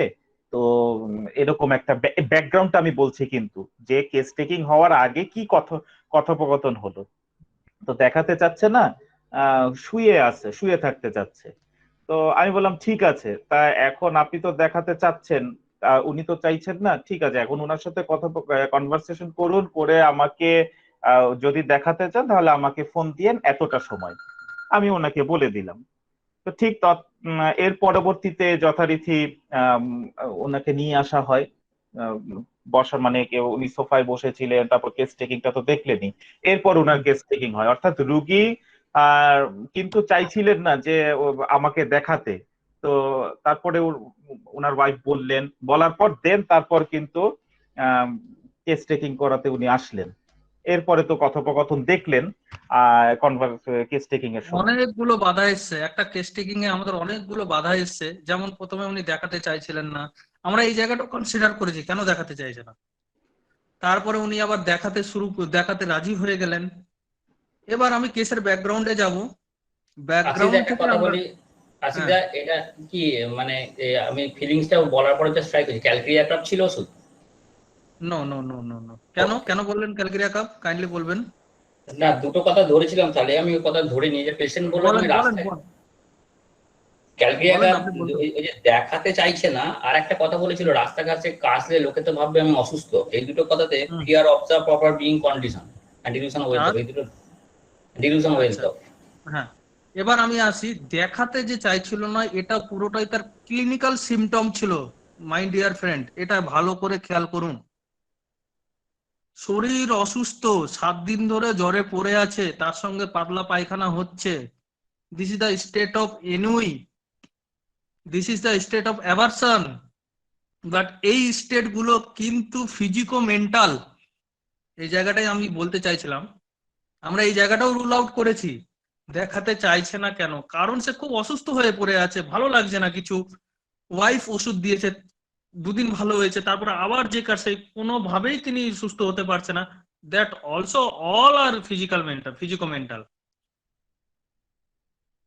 তাই জন্য উনি কিন্তু দেখাতে চাইছিল না। এবার আসুন কোর অফ দ্য ফিলিং এ, গুরুর শেখানো যে আমরা যে পথে চলছি সেই জায়গাতেই আমরা কিন্তু স্ট্রাইক করেছিলাম বলে আজকে কেসটা উঠেছে। এবং তার সঙ্গে অসংখ্য অসংখ্য ধন্যবাদ কাজী স্যারকে, কারণ কাজী স্যার যদি এই অবজারভেশনটা না করতো, এই কথাগুলো আমাকে না বলতো, তাহলে আমি কেসটা ধরতে পারতাম না।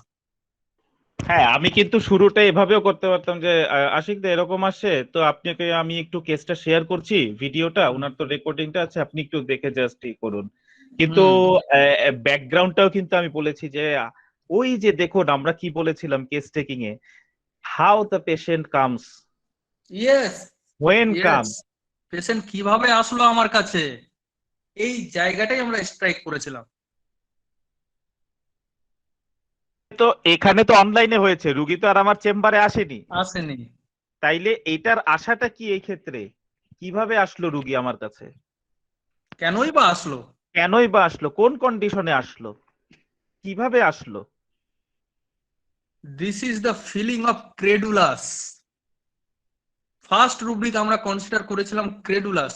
দে are easily believer, they readily believe the person, especially the one whom he consider as a protector or friend, or the one who knows him and understand him. সে এমন একজনকে বিশ্বাস করবে, বিশ্বাস করে, ইজিলি বিশ্বাস করে, যে কারো কথা সহজে বিশ্বাস করে নেয়। কাকে? এই পেশেন্টের ক্ষেত্রে বলছি আমি, এই মেডিসিনের ক্ষেত্রে বলছি। সে এমন একজনকে বিশ্বাস করে নেয়, সে যে মনে করে যে আমাকে যে প্রোটেকশন দিয়ে রেখেছে, বা আমার যে বন্ধু, বা যাকে আমি চিনি, আমি সে যা বলবে আমি তার সব কথাই শুনবো। এই মেডিসিনের কেসের ক্ষেত্রে ক্রেডুলাসের মিনিংটা হচ্ছে, ক্রেডুলাসের মিনিং মানে হচ্ছে ইজিলি বিলিভার, সহজে যে যা বলবে শুনে নেবে। চুলকুনি হয়েছে, বলেছে নিম পাতা বেটে লাগাতে, তাই লাগিয়ে দিয়েছে। কেউ বলেছে জল্প রাখা, তাই খেয়েছে। কেউ বলেছে ওই ডাক্তারের কাছে গেছে, তাই গেছে। ইজিলি বিলিভ করবে সবার কথায়। আর আমরা এখানে যে মেডিসিনটা দিয়েছি, ক্রেডুলাসে 5টা মেডিসিন আছে, আমরা এখানে যে মেডিসিনটা দিয়েছিলাম, সেই মেডিসিন কেন ক্রেডুলাস হয়? কারণ ক্রেডুলাস হওয়ার পিছনে একটা শর্ত থাকবে, এই মেডিসিনের পেশেন্ট যাকে বিশ্বাস করবে সে ওর প্রোটেক্টর হতে হবে, অথবা বন্ধু হতে হবে, অথবা সে যাকে চেনে তার কথাই সে বিশ্বাস করবে। এখানে প্রোটেক্টরটাই আমরা ধরেছিলাম। কেন প্রোটেক্টর? সে কেন সে তার ওয়াইফের কথা শুনেই কিন্তু ওষুধ খেয়ে 7 দিন ধরে অসুস্থ একটা ব্যক্তি, ওয়াইফ যা দিচ্ছে তাই খেয়ে নিচ্ছে। ওয়াইফ যদি ডাক্তারখানায় নিয়ে যায়নি, তিনিও কিছু বলছে না। ওয়াইফ যদি বলতো ডাক্তারখানায় চলো, তাহলে উনি চলে যেত। ভালো করে খেয়াল করুন, ওনাদের কেসটা কিন্তু আমরা 7 দিন অতিবাহিত হওয়ার পর আমরা হাতে পেয়েছি। 7 দিন ধরে কি করেছে? ওনার মিসেস বলছে আমরা কোনো ডাক্তারের কাছে নিয়ে যাইনি, আমি যা ওষুধ দিচ্ছি উনি তাই খেয়েছে। আমি লেবু চিনি পানি করে খাওয়াচ্ছি, তাই খাচ্ছে। আমি যেভাবে বলছি উনি সেভাবেই চলছে। এটা হচ্ছে ফিলিং, উনি কিন্তু বলেনি, আমরা ধরেছি এই জায়গাটা। আপনি খেয়াল করুন, সবসময় রুব্রিকের ফিল করুন। আপনি যদি 6 দিন 7 দিন ধরে আপনার জ্বর থাকে, আপনি বাড়ির কর্তা, এখানে কেউ অন্যভাবে কেসটাকে নেবেন না, কেসটা বুঝুন ভালো করে। এটা কিন্তু ডিজিজ স্টেট, এটা কিন্তু ওনার সবসময় স্টেট নয়। ডিজিজের কারণে এই স্টেটটা কিন্তু এসছে। এটা যে উনি সবসময় থাকে সেটা বলছি না আমরা, এটা ডিজিজ স্টেট। আপনি ধরুন অসুস্থ হলেন, আপনার জ্বর হয়েছে, আপনি 1 থেকে 2 দিন 3 দিন বাড়ির লোকের কথা শুনে চলবেন, টানা 7 দিন কিন্তু আপনি বাড়ির লোকের কথা শুনে চলবেন না। প্রথম 2 দিন কাজ হলো না, আমি ডাক্তারখানায় যাচ্ছি, কাজ হচ্ছে না, অনেক টোটকা করলাম, তুমি ওষুধ দিলে, কাজ হলো না। আমার ওয়াইফ যদি ডাক্তার হয় আর আমি যদি কোনো অন্য ফিল্ডের লোক হই, আমার ওয়াইফের ওষুধ আমি 1 দিন খাবো, 2 দিন খাবো, আমার কষ্ট না কমলে কিন্তু আমি ডাক্তারের কাছে যাব, কারণ আই এম নট এ ক্রেডুলাস। কিন্তু এখানে ইজিলি বিলিভ করছে, বউ যা বলছে তাই করছেন উনি। ওষুধ দিয়েছেন, খেয়েছেন, কমেছে, আবার কষ্ট। বউ বলেছে লেবু চিনি পানি খাও, তাই খাচ্ছে। ওয়াইফ যা যা বলছেন ইনি কিন্তু সব শুনেছেন। ইজিলি বিলিভার, সহজে বিশ্বাস করে এমন একজনকে, যা বলবে তাই শুনবো। কেন করছে? Because he is a narrow minded. We have a rubric, আমরা একটা রুব্রিক নিয়েছিলাম এখানে। এই একটা কেস দেখেছিলাম আমার গুরুর, ভ্যারাইটা কার্ভের কেস ছিল এটা, একটা বাচ্চার ক্ষেত্রে উনি দিয়েছিলেন। এটা আমরা অ্যাডাল্টের ক্ষেত্রে ধরেছি। Narrow minded. Why narrow minded? Narrow মানে হচ্ছে সংকীর্ণ, ছোট। মাইন্ডেড মানে হচ্ছে গিয়ে তার চিন্তা ভাবনা, তার ফিলিং, সেটা সংকীর্ণ। উনি বেশি দূর ভাবতে পারে না। রোগের চরম অবস্থায় রোগী বেশি দূর থিঙ্কিং করছে না, থিঙ্কিংটা সংকীর্ণ করে দিয়েছে। ওয়াইফ যতটুকু বলছে সেটাকেই ভাবছে উনি, তার বাইরে উনি ভাবছেন না। নিজের মতো করে কোনো মত নেই তার, নিজের মতো করে কোনো মত প্রকাশ করছে না। খেয়াল করবেন, সবসময় লেম্যানের মতো ভাবতে হবে একটা কেসকে। আমি যদি একজন সাধারণ ব্যক্তি হতাম আর আমার যদি জ্বর হতো এরকম পায়খানার সাথে, আমি কদিন আমি বউয়ের কথা শুনে চলতাম, বা আমার বাবার কথা শুনে চলতাম, বা আমার মায়ের কথা শুনে চলতাম, তাদের টোটকা খেয়ে চলতাম? আমি চলতাম না। আমার কষ্ট হচ্ছে, আমি আর থাকতে পারছি না, আমাকে ডাক্তারখানায় নিয়ে চলো, তোমাদের ওষুধে তোমাদের কথা তোমরা যেভাবে বলেছো আমার কাজ হচ্ছে না, আমি আর পারছি না বাবা, আমি আর পারছি না মা, আমাকে ডাক্তারখানায় নিয়ে চলো। দিস ইজ আ থিঙ্কিং পাওয়ার। এখানে ন্যারো হয়ে গেছে, সংকীর্ণ হয়ে গেছে। ওয়াইফ যা বলছে, যতটুকু বলছে, যেভাবে বলছে সেইভাবে সেই কাজগুলো করে যাচ্ছে। তার নিজের যে একটা থিঙ্কিং পাওয়ার থাকবে, যে নিজে চিন্তা করবে 7 দিন হয়ে গেল, আমার কোভিডও হতে পারে। আমার 2015 সালে এরকম একবার হয়েছিল, আমাকে হসপিটালাইজ হতে হয়েছিল, এবারও হতে পারে। এই চিন্তাগুলো কিন্তু তিনি তখন করেন। কখন করেছে? ওষুধ খাওয়ার পরে করেছে। এটাও আমরা কনসিডার করেছি। উনি কিন্তু প্রথমেই ভাবতে পারতো না এরকম আমি অসুস্থ হয়েছিলাম, না আমাকে ঘরে থাকলে হবে না, আমাকে ডাক্তারের কাছে যেতে হবে। এবং 7 দিন ওনাকে স্যালাইন দিতে হয়েছিল মেবি, এরকম উনি বলেছেন ওনার ওয়াইফ। এরকম সিভিয়ার কেস ছিল, কিন্তু দেখুন তার থিঙ্কিংটা ন্যারো হয়ে গেছে, অত দূর ভাবছেই না, অত দূর। এটা হচ্ছে অবশ্যই রোগের কারণে ঘটেছে, রোগ হওয়ার পরে হয়েছে এটা। তিনি কিন্তু আর অত দূর চিন্তা ভাবনা করতে পারছে না। ওয়াইফ যেটা বলছে সেটাই উনি করছে, কারণ ওয়াইফ, বিকজ তার ওয়াইফ হচ্ছে তার প্রোটেক্টর। কারণ তিনি এই মুহূর্তে মনে করছে আমার ওয়াইফ আমাকে প্রোটেকশন করার জন্য যা যা করছে সঠিক করছে, এখানে আমার আর এক্সট্রা চিন্তা করার কোনো কারণ নেই। দুটো রুব্রিক নিয়েছিলাম, সিম্পল দুটো রুব্রিক, সিঙ্গেল মেডিসিন, ভ্যারাইটা কাপ। আমরা এর সঙ্গে একটা রুব্রিক পরে অ্যাড করেছি আপনাদেরকে বোঝানোর স্বার্থে, না করলেও চলতো। রুব্রিকটা হচ্ছে cleansing person or furniture too. তিনি তার ওয়াইফকেই কিন্তু ক্লিনজ করে বসে আছে, তার বাইরে যাচ্ছে না। ওয়াইফ বলেছে অফিস থেকে তোমাকে টেস্ট করাতে হবে, টেস্ট করিয়ে নিল। অফিস থেকে উনি অফিসে যেতে রাজি ছিল, উনি বলছিল অফিসে যাব। তারপরে ইনি অফিস থেকে ফোন করালেন ওনার ওয়াইফ যে না অফিস স্যার উনি তো খুব অসুস্থ, অফিসে হয়তো উনি যেতে পারবে না। ইনি কিন্তু রাজি হয়ে গেল। কেন ওয়াইফের কথায় রাজি হচ্ছে? কারণ তিনি মনে করছেন আমার ওয়াইফ আমাকে প্রোটেক্ট করছে, আমার ওয়াইফ যা ডিসিশন নিচ্ছে আমার জন্য সঠিক ডিসিশন, তাই জন্য উনি যা বলবে আমি বিশ্বাস করে নেবো সহজে। It is the feeling of variety cup.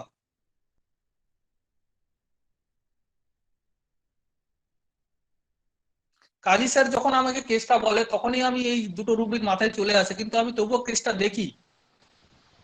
কেসটা যখন দেখি আমাদের কাছে অনেক মেডিসিন এসছে, কিন্তু আমরা আবার আলোচনা করি না দাদা আমাদের হাউ হি ইজ কাম জায়গাটায় যেতে হবে, সে কিভাবে আমার কাছে আসলো, এবং আমাদের ব্যাকআপটা জানতে হবে 7 দিন ধরে উনি কি করেছে। আমরা ফ্রিবুলাস ধরতে গেলে বেলোডোনার ব্যাকওয়ার্ড হিস্ট্রিটা জানি। আপনি 2 মাস ধরে কি করেছেন? না ডাক্তার দেখায়নি, তখন আমরা চোখ বন্ধ করে ফ্রিবুলাস নিয়ে নিই। তাহলে ব্যারাইটা কাবের ক্ষেত্রে আমি তার ব্যাকগ্রাউন্ডটা নেব না কেন? আমরা শুধু বেলোডোনার ক্ষেত্রেই কেন বা ওপিয়ামের ক্ষেত্রেই কেন ব্যাকগ্রাউন্ডটা কনসিডার করব? আচ্ছা, আমার একটা প্রশ্ন ছিল। হ্যাঁ স্যার। আমার প্রশ্ন হচ্ছে কেসটায় কিন্তু ব্যাকগ্রাউন্ডে খালি জানা গেল যে সে প্রথমে দেখাতে রাজি হয়নি, তারপরে সে দেখাতে রাজি হয়েছে। তার স্ত্রীর কথায় সে অফিসে গেছে বা স্ত্রীর কথায় এ সমস্ত গুলো করেছে, এই ব্যাপারটা কিন্তু কোনো জায়গায় ছিল না, কিন্তু কেসটা সম্পূর্ণটা ওটার উপরেই মেডিসিনটা এলো। স্যার প্রশ্নটা আরেকবার স্যার প্লিজ।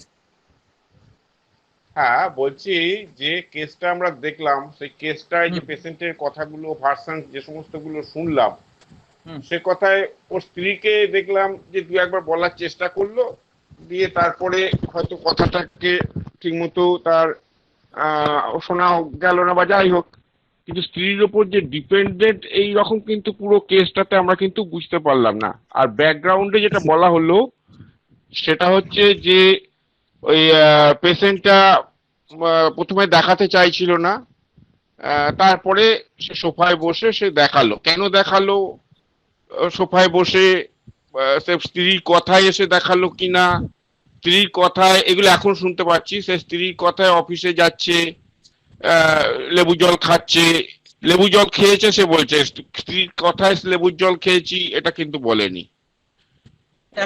যাই হোক এগুলো স্যার আরেকটা স্যার একটু এটার সাথে অ্যাড করি।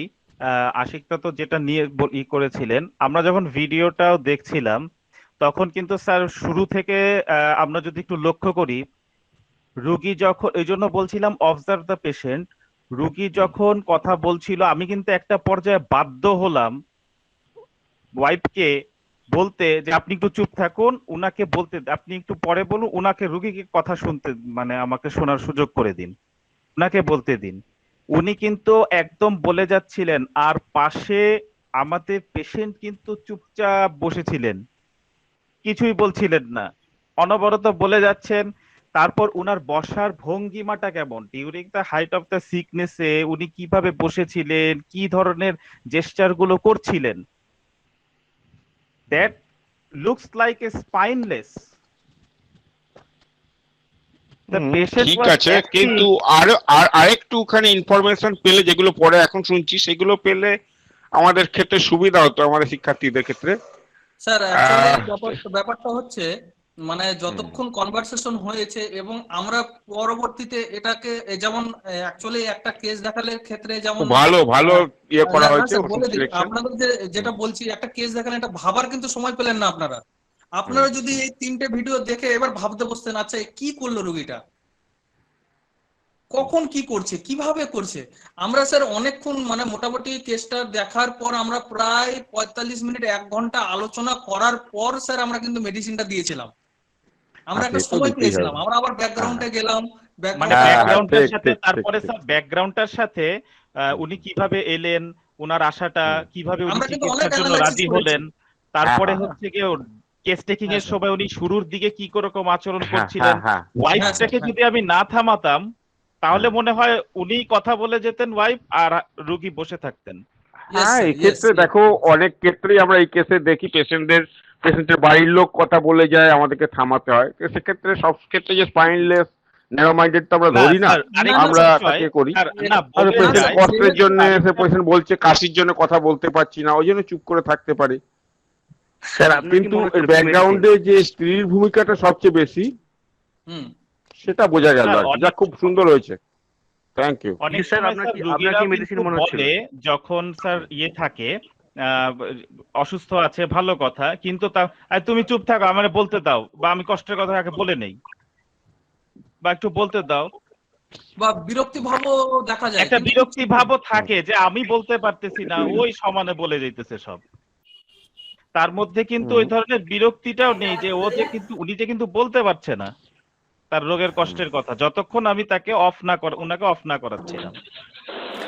একটা পয়েন্ট তোমরা এটা ওয়াইফ তো ডক্টর, সেই সেন্স মানে এটা মানে ওইভাবে মানে ভাবেননি আর কি। যাই হোক, হ্যাঁ, না আমাদের কথা হচ্ছে, আমি আগেও বলেছি, আমিও যদি ডক্টর না হয়, আমি যদি একজন ধরুন কোনো সার্ভিসম্যান হই, আমার ওয়াইফ ডক্টর, আমার ওয়াইফের ওষুধ খেয়ে যদি একদিনে বা দুদিনে না কমে, তাহলে কিন্তু আমি আমার ওয়াইফকে বলতে পারবো আমাকে ডাক্তারের কাছে নিয়ে চলো অথবা কিছু একটা ব্যবস্থা করো। উনি কিন্তু কোনো কথা বলেনি, কমছে না তোমার ওষুধে, তুমি কি ওষুধ দিচ্ছ, এইসব কোনো কনভারসেশন হয় না। তাহলে এখানে ডিপেন্ডেন্ট অন দা ফিজিশিয়ান কেন ধরবো না?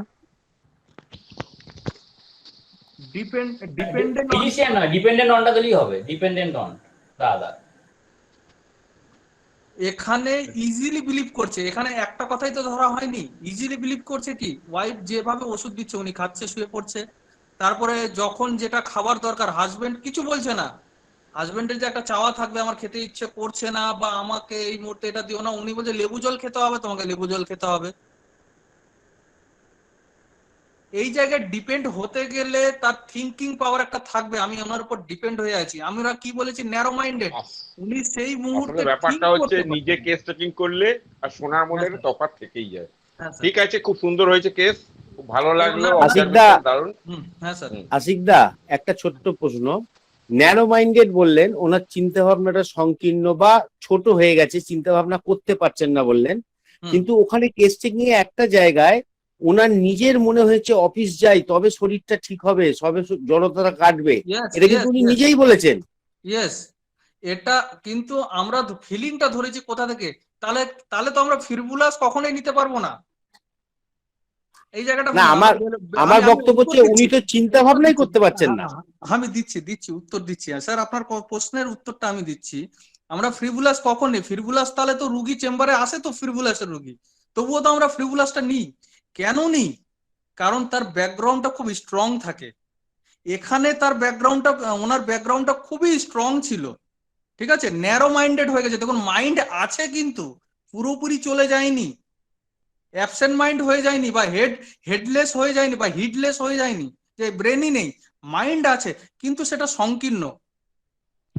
রোগের ক্ষেত্রে, রোগের যাবতীয় যত কিছুর ক্ষেত্রে ওয়াইফ যেটা বলবে আমি সেটা করব, আর আমরা রোগের চরম অবস্থাটাকেই নেব। ন্যারো হয়ে গেছে তার মানে এই নয় যে পুরো থিঙ্কিংটা, তাহলে এটা একটা রুব্রিক আছে, dilution head belongs to others, অন্যজনের ব্রেন দিয়ে ভাবছে, নিজের কোনো চিন্তা শক্তি নেই। এখানে উনি কিন্তু ভাবছেন, চিন্তা করছেন, ঠিক আছে, কিন্তু ম্যাক্সিমামটা যেখানে যেখানে যা যা ডিসিশন নেওয়ার জায়গা যখন আছে, ইচ্ছে হচ্ছে অফিসে যাওয়ার, ওয়াইফ যদি বলতো অফিসে যাও উনি চলে যেতেন। ওয়াইফ যদি বারণ করেছে না যেতে হবে না, উনি যাননি। ওনার চিন্তা ভাবনা একটা থিঙ্কিং আছে, কিন্তু উনি ভাবছেন না, যেটা ওয়াইফ বলে দিচ্ছে ওর বাইরে উনি যাচ্ছেন না, ওনার চিন্তা ভাবনাটাকে ওখানে উনি ডিসক্রেডিট করে দিচ্ছেন। ওনার ওয়াইফ যখন বলে দিল যেতে হবে না, উনি গেলেন না, তখন আর ভাবলো না যে আমার তো ইচ্ছে হচ্ছিল যাওয়ার, না আমি যাই, উনি কিন্তু করলেন না। ওয়াইফ বলে দিল যখন, সংকীর্ণ করে নিল চিন্তা ভাবনাটা, ঠিক আছে ওয়াইফ বলেছে আমি যাব না। না, এনার ক্ষেত্রে যেরকম ধরুন এক সপ্তাহ ধরে ভুগছিলেন, হ্যাঁ, তারপর এত জ্বর, সাধারণত ভাইরাল ইনফেকশনের পরে এমনি সে খুব উইকনেস এসে যায়, সব ঠিক আছে, কিন্তু তখন তো স্পাইনলেস যে আমরা চিন্তা ভাবনাটা করব, সে তো এমনি ওখানে বসতে পারছে না, তার দুর্বলতা সাংঘাতিক ছিল বলেই, বা প্রচন্ড কাশি হচ্ছে, তার কষ্টটা আছে। না না না, স্পাইনলেসটা কাজী স্যার ওইভাবে বলেনি, ওইভাবে বসতে পারছে না, ওটা ওটা ফিজিকো মেন্টাল হয়ে যাচ্ছে, ওইভাবে স্পাইনলেসটা নেননি। কাজী স্যার ফিলিংসটা, তার ফিলিংসটা কিরকম করছে, লুকস লাইক এ স্পাইন, মানে ছিল তাই। এই দাঁড়াও আমি বলছি তো, এই দাঁড়াও আমি বলছি তো, ওহ ডাক্তারবাবুর সঙ্গে আমি কথা বলছি তো, এটা ভালোভাবে বলা যেত, ইরিটেবল হয়েও বলা যেত, অ্যাঙ্গার হয়েও বলা যেত, বা না বললেও ইশারা দিয়েও উনি তার ওয়াইফকে থামাতে পারতেন, কিন্তু উনি করলেন না। আচ্ছা, চুপচাপ বসে আছে। আমরা এই জায়গায় স্পাইনলেসটা ধরেছি। না, সেটা ডিউ টু ডালনেস হতে পারতো, ডালনেস ছিল তো ওনার মধ্যে। হ্যাঁ ডালনেস ছিল তো, আমরা কি বলছি, আমরা ফিলিংস ধরি, কথায় রুব্রিক ধরবো না, ছিল তো সবকিছুই, কিন্তু সেখান থেকে কোর ফিলিং এ ঢোকা আমাদের এই ব্যাপারটা একটা ভালো জিনিস শেখা গেল আর কি, যে স্পাইনলেস ব্যাপারটা কোন জায়গাটা। তবে এই থটটা কিন্তু পুরো স্যাটেলাইট থট, মাথার বসার উপর দিয়ে গেছে একদম। এটা দেখুন আপনারাও পারতেন, এই কেসটা আপনারাও পারতেন, পীযুষ স্যার যেটা বললো এই কেসটা যদি অ্যানালাইসিস করা যেত আপনারাও পারতেন, এই কেসটা ব্যাকগ্রাউন্ড খুব একটা কঠিন কেস না, আমরা সময় দিয়েছি, আমরা আলোচনা করেছি, আমরা রাত জেগে আছি। কাজী স্যার আমি কথা বলছি, এটা প্রথমে তো মাথার উপর দিয়েই গেছে, অন্য সব জিনিস মাথায় আসছিল আর কি। কাজী স্যারকে 3টার সময় মেসেজ দিচ্ছে আমাকে, দাদা 103 জ্বর উঠে গেছে। এবার আমরা সেকেন্ড অ্যানালাইসিসে যাবো কেসের, আমরা যেখানে ভুল করি। আশা করি ডিপেন্ডেন্ট হলে কি, ডিপেন্ডেন্ট হলে আমি যে ভাবনাটা চিন্তা করলাম ওর মধ্যে আমি খাড়া উতরে গেলাম, মানে ওটাই আমি মেনে গেলাম, আমি ওনার কথা শুনেই চলবো, উনি যা বলবে তাই চলবো। এখানে সেটাও নেই, উনি মনে করছে কেটুজা বউ যা বলছে তাই শুনে চলতে হবে, ন্যারো করে দিয়েছে, মাইন্ড আছে কিন্তু ন্যারো করে দিয়েছে। ব্যাপারটা আমি এই জায়গাটাই বোঝাতে চাইছিলাম আর কি। ন্যারো মাইন্ডেড মানে তাহলে চিন্তা আমার চিন্তা শক্তি আছে, আমার চিন্তা শক্তি আছে, কিন্তু এই চিন্তা শক্তির উপরে কেউ যদি ওভার পাওয়ারিং করে আমি সেটা মেনে নিচ্ছি। আমি আর তখন চিন্তা করছি না, আমি আর মাথা লাগাচ্ছি না। আচ্ছা আমাকে 10 বিঘা জমি কিনতে হবে, আমাকে টাকা জোগাড় করতে হবে। আমার ওয়াইফ বলে দিল না আর টাকার জোগাড়ের চিন্তা করতে হবে না, তুমি ছেড়ে দাও। ছেড়ে দিলাম, ন্যারো করে দিলাম, সংকীর্ণ করে দিলাম। আমি আর ওটা নিয়ে ভাবলাম না, আমার ওয়াইফ বলে দিয়েছে, ব্যাস হয়ে যাবে। আমি আর ওদিকে গেলামই না। এটা তো ক্রেডুলাসের সেট হলো। দ্যাট ইজ ক্রেডুলাস উইথ ব্যারাইটা কাপের সেট বলছি যেখানে। কারণ আমার ওয়াইফের কথা কেন শুনলাম, কারণ আমার ওয়াইফ হচ্ছে আমার জীবন সঙ্গী, আমার তো খারাপ কথা বলবে না, আমাকে তো আমার ভালোর জন্যই বলছে, যা করছি করছে। ব্যারাইটা কাপ সবসময় ক্লিঞ্চ করে থাকতে চাই যে কোনো কাউকে, সে তার থিঙ্কিং পাওয়ারটাকে সংকীর্ণ করে ক্লিঞ্চ করে অন্যের থিঙ্কিং এর উপর দিয়ে সে চলতে চায়, কারণ সে পারে না সেই জায়গায় ওভারকাম করতে। এবার আমরা সেকেন্ড ফলো আপে চলে যাব। মানে আমাদের সেকেন্ড পার্ট অফ দা আজকের ডিসকাশনের, যে আমরা এই কেসটা থেকে আরেকটা কোন জিনিসটা আমরা করেছিলাম। দেখুন কেসটা যখন ব্যারাইটা কার্ভ দেয়া এটাই হয়েছিল, খুব ইম্পর্টেন্ট, সেকেন্ড পার্টটাই খুব ইম্পর্টেন্ট, আজকের ক্লাসের সবথেকে গুরুত্বপূর্ণ পার্ট এটা। কারণ যেটা বলা হচ্ছিল যে আশিকদা যেমনটা বলছিলেন, এটা আপনারাও পারতেন, এমন না যে আপনারাও পারতেন যদি আপনারা ডিপলি সেভাবে ব্যাকগ্রাউন্ডটাকে কনসিডার করে কিভাবে রুগীর আসা হলো চিকিৎসায়, তারপরে রুগী কি কি করলো, কেস টেকিং এ কি করলো, এখন কি করছে, সেইগুলো সব কিছুকে বিচার করে আপনাদের আমার মনে হয় এই মেডিসিনটা আপনাদের চলে আসতে পারতো। এটা আশিকদা বললেন, খুবই ভালো বলছেন। কিন্তু এটার সাথে সাথে সবচেয়ে বেশি গুরুত্বপূর্ণ জায়গাটা আমাদের কাছে লাগছে, আমিও এবং আশিকদা দুজনে আমরা এটা এগ্রি করছি যে আসলে এই জায়গাটা কিন্তু যদি আমাদের আমরা যারা নতুনরা আছি আমরা কি করে ফেলি বা কি হয়, আমরা অনেকের কাছ থেকে তো শুনি, অনেকেই বলেন যে এরকম হয়ে গেছে, তা আমি তো এই কাজটা করে ফেলছি। কি কাজটা সেটা বলতে যাচ্ছি। যে দেখুন, যখন কোনো একটা মেডিসিন দেয়া হয় আপনি এবং প্লিজ যদি দাদা স্লাইডটা দেখাতে পারেন তাহলে খুব উপকার হবে। অবশ্যই অবশ্যই আমি স্লাইডটাও দেখাবো, সেই স্লাইডটাও দেখাবো। যে ধরুন আমি এখানে ব্যারাইটা কার্ভ দেয়া হলো, আমি অ্যাজ এ ফিজিশিয়ান ব্যারাইটা কার্ভটা দিয়েছি। দেওয়ার পর কি পুরো কেসটাতে কি দেখা গেল, জ্বর কিন্তু এই যে আজকে যেমন রুগী খুবই চিয়ারফুলি সে বলল যে আমি এখন আগের থেকে অনেক ভালো আছি, আমার কোনো কিছু মনেই হচ্ছে না যে আমার কোনো সমস্যা ছিল বা ইত্যাদি ইত্যাদি, যেই কথাগুলো রুগী বললেন, এই অবস্থাটা আসলো এতটাই সোজা হয়নি আসাটা। আমরা এই যে বললাম ক্লোজ ফলো আপ করেছি, প্রতিটা ফলো আপে কিন্তু আমাদের অনেক কিছু শুনতে হয়েছে মানে রুগীর অবস্থা শুনতে হয়েছে, অনেক কিন্তু কনফিউজিং জায়গায় এসেছে বা জায়গাগুলো এসেছে যে না এই জায়গাটা আসলে কি করা দরকার, মানে না তাহলে কি আমাদের কি মেডিসিনটা চেঞ্জ করতে হবে, মেডিসিনটাকে থেকে কি আমরা সরে যাব, বা আচ্ছা আমরা কি তাহলে নেক্সট পোটেন্সিতে যাব বা পোটেন্সিটাকে কি লোয়ার করব।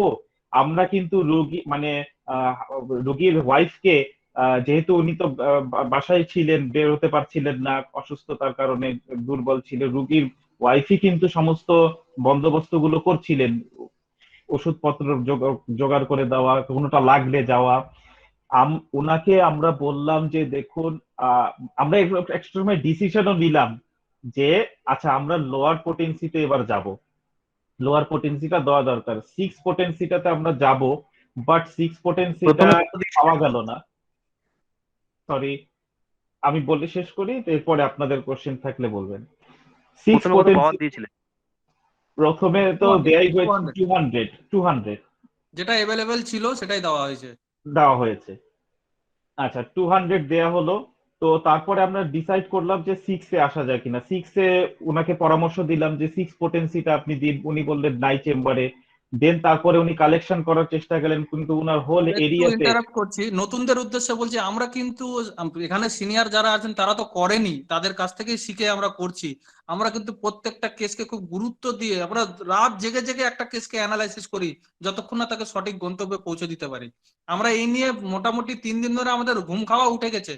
কাজীদা আর আমি ফোন হচ্ছে খালি, দাদা কি এত হলো কথা হচ্ছে, আমার তো মনে হচ্ছিল যে আচ্ছা আশিকদার সাথে এত বলতেছি, আশিকদা বলতেছে আচ্ছা আশিক দেখি বিরক্ত বোধ করছে কিনা, বা রুগী বিরক্ত, এত কথা হয়েছে আমাদের। কারণ খুব ক্লোজলি ওনার সাথে কেসটাকে নিয়ে আমরা মনিটর করেছি, ডিসিশন গুলো ওভাবে নিতে হয়েছে। তো ফিরে আসা যাক, 6 পোটেন্সি পাওয়া গেল না, পরবর্তীতে 30 পোটেন্সি পাওয়া গেল।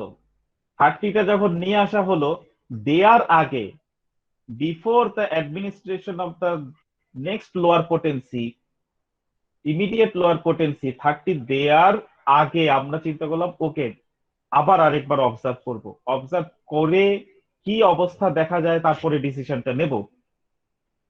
কেন আমরা এই কাজটা করেছি? কিন্তু দেয়া কিন্তু লাগেনি। ওই 200 যে দেয়া হয়েছিল, that was the only and one potency we used in this case. দিতে লাগেনি। কেন দেইনি আমরা, কি কারণে আমরা ওই ডিসিশন থেকে নিজেদেরকে সরিয়ে নিলাম, সেই জায়গাটা কিন্তু খুবই গুরুত্বপূর্ণ। এবং আমরা তখন মহাগুরুর বই পড়তে শুরু করে দিলাম রাত্রে, সেই 2টো বাজে তখন। আমরা চলুন ফার্স্ট পার্টটা বের করুন, আমরা পড়াশোনা শুরু করি। কি বলা আছে সেখানে? বলা আছে সেই জিনিসটা আমি আপনাদেরকে একটু দেখাবো। হয়তো অনেকেই পড়ে ফেলেছেন, আপনারা এখানে অনেকেই আছেন হয়তো পড়েছেন, জানেন, যারা পুরনো আছেন। আবার যারা নতুনদের বিশেষ করে উদ্দেশ্যে, যারা হয়তো এখনো মহাগুরুর বই পাননি হাতে, অথবা এখনো পড়তেই পারেননি, বইও আছে ইত্যাদি ইত্যাদি, যে কোনো কারণেই হোক মহাগুরুর এই জায়গাগুলো দেখা হয়নি, বিশেষত তাদের জন্যই এই আমি ইয়েটা দিচ্ছি, স্লাইডটা। ওকে,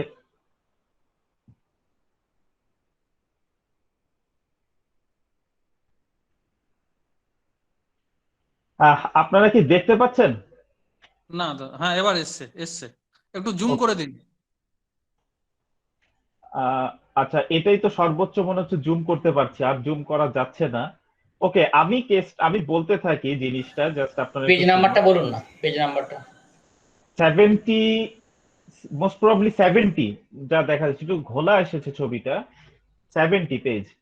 বলে দেবে, আপনারা শুনতে পাবেন। বলুন কাজীটা, একটু বলে দেন। কেসটা বলার দরকার নেই, আপনার অবজারভেশনটা খালি না, বলুন। আমি শুধু অবজারভেশনটা বলি। দেখুন, এটা একটা মহাগুরুর আননোন অরিজিনের একটা পাইরেক্সিয়া ছিল। আচ্ছা, এই ক্ষেত্রে মহাগুরু সিলেকশন করলেন, ওষুধপত্র দিলেন, এটা ওনার বইতেই কিন্তু আছেন। হ্যাঁ, দেখুন ট্রিটমেন্ট হিস্ট্রির মধ্যে অ্যালোপ্যাথিক দেওয়া আছে, নিয়েছিলেন ইত্যাদি ইত্যাদি সব আছে। আচ্ছা, এইবারে আসি, যে জিনিসটা খুব বেশি বলার আছে সেইটা কি।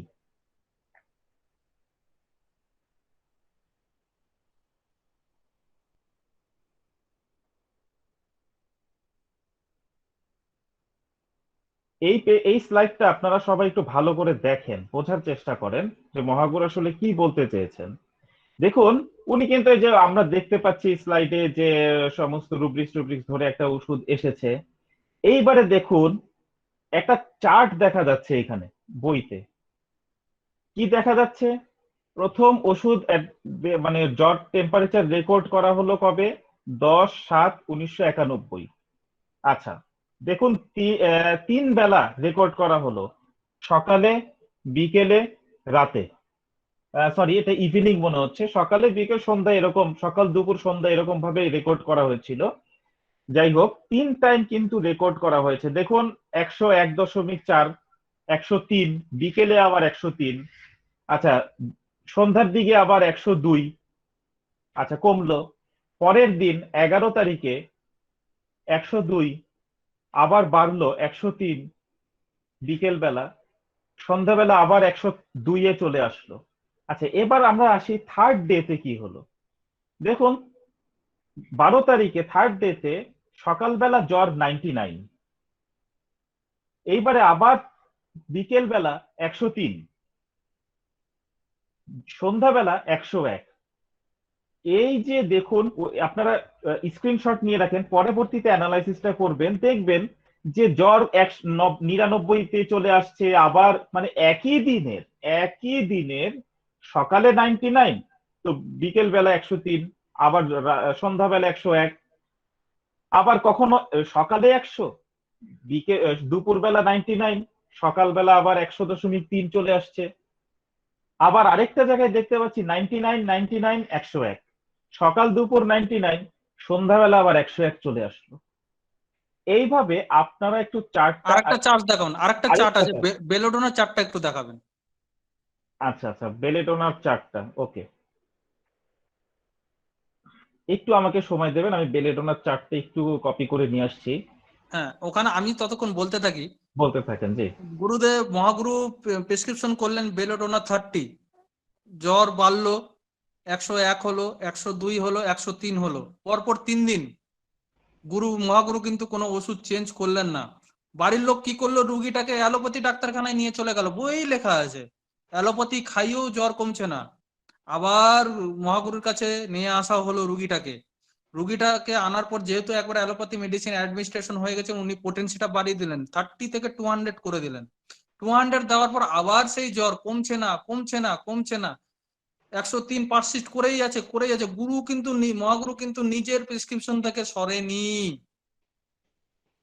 করতে করতে করতে তারপরে বেশ আমরা ওখানে আলোচনা করছিলাম না, 2 থেকে 3 সপ্তাহ লেগেছে ওই জ্বরটাকে নর্মালে আনতে। তখন আমরা অ্যানালাইসিস করলাম, কাজীদাকে আমিও বললাম যে মহাগুরু যদি একটা জ্বরের ক্ষেত্রে, সিভিয়ার জ্বরের পেশেন্টের ক্ষেত্রে যদি এতদিন ওয়েট করতে পারে, আমরা তো তার মানে নোকের কোনার তুল্যও নয়, আমরা কেন মেডিসিন চেঞ্জ করব? আমরাও বইয়ের উপর রিলিজিয়াস হয়ে ওয়েট করি না, আমরা কিন্তু ওয়েট করেছি, তার সাকসেস পেয়েছি। কারণ জ্বর কমছে না, ওষুধ খাওয়ার পর জ্বর রাত্রেবেলা 103, মেসেজ করেছে কাজীদাকে, সঙ্গে সঙ্গে কাজীদা আমাকে ফোন দিয়েছে, দাদা জ্বর কিন্তু 103। আমরা বলে ওয়েট করি, ওয়েট ওয়েট ওয়েট, এই ওয়েটের অপেক্ষায় আমরা করি কি, আমরা মেডিসিন চেঞ্জ করে দিই। আচ্ছা জ্বরের এসছে, আজকে জ্বরের কমেনি, একদিন পরে ঠিক আছে আবার নতুন করে ভাবতে শুরু করে দিই। আপনার প্রেসক্রিপশন যদি সঠিক থাকে, আপনি যদি দৃঢ় বিশ্বাস হন আমার কালে মানে যে মেডিসিনটা সিলেক্ট করেছি আমি সঠিক করেছি এবং মেন্টালি স্টেট এখনো পারসিস্ট করছে, তাহলে মেডিসিন চেঞ্জ করা একদমই উচিত নয়। যে বইটাতে ফার্স্ট পার্টেই আমরা দিয়ে মানে বইয়ে লেখা আছে, আমরা সেই চার্টগুলোকে অবজার্ভ করি না, আমরা শুধু কেস পরে বেরিয়ে যাই। কিন্তু আমরা এখানে চার্টটাকে দেখানোর উদ্দেশ্য হচ্ছে আমরা এবার থেকে চার্টটাও দেখবো কিভাবে একটা জ্বর 2 সপ্তাহ 3 সপ্তাহ, একটা জ্বর মনে 3 মাস লেগেছে কমাতে। হ্যাঁ, আমি ওই স্লাইডটা শো করছি। এটা আমাদের কথা না, এটা মহাগুরুর কথা। 3 মাস লেগেছে, 2000 বলছে 1900 কত মানে 11, 12, 1 এরকম 3 মাস, পরপর 3 মাস ওনার সময় লেগেছে একটা জ্বর সারাতে, এবং মেডিসিন কিন্তু উনি পোটেনশিও চেঞ্জ করেনি, মেডিসিনও চেঞ্জ করেনি। দেখুন এই যে স্লাইডটা দেখাচ্ছি, এটা একটা রিকারেন্ট নিউমোনিয়া কেস ছিল মহাগুরুর, পেজ নাম্বার 68 লিখে রাখুন, পেজ নাম্বার 68। তো এখানে দেখুন যে কেসটা মানে উনি কখন ওষুধ দিলেন, আর ডোজ অফ বেলেডোনা 30 দেয়া হলো 16/9/1991। মাইন্ড দ্যাট, একটু মনে করে রাখুন, নোট করে রাখুন, 16/9 মানে 1991 এর 16ই সেপ্টেম্বর ওষুধটা দেওয়া হয়েছিল ওনাকে। আচ্ছা, এইবারে বেলেডোনা দেওয়া হলো,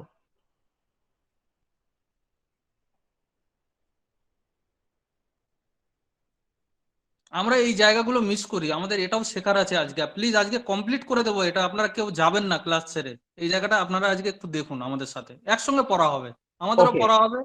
হ্যাঁ দেখতে পাচ্ছেন? হ্যাঁ দেখুন কেসটা শেষ হলো কবে? 7/12/1991। তাহলে শুরু হলো সেপ্টেম্বরে, উনি কিন্তু মহাগুরু কিন্তু ডিসেম্বর অব্দি কেসটাকে নিয়ে লড়াই করেছেন। এবং সবচেয়ে ভেরি ইম্পর্টেন্ট পয়েন্ট দেখুন, স্যাকল্যাক স্যাকল্যাক স্যাকল্যাক স্যাকল্যাক স্যাকল্যাক। এবং জ্বরগুলো একটু বলে দিন, জ্বর কিন্তু নামছে না, জ্বর বাড়ছে।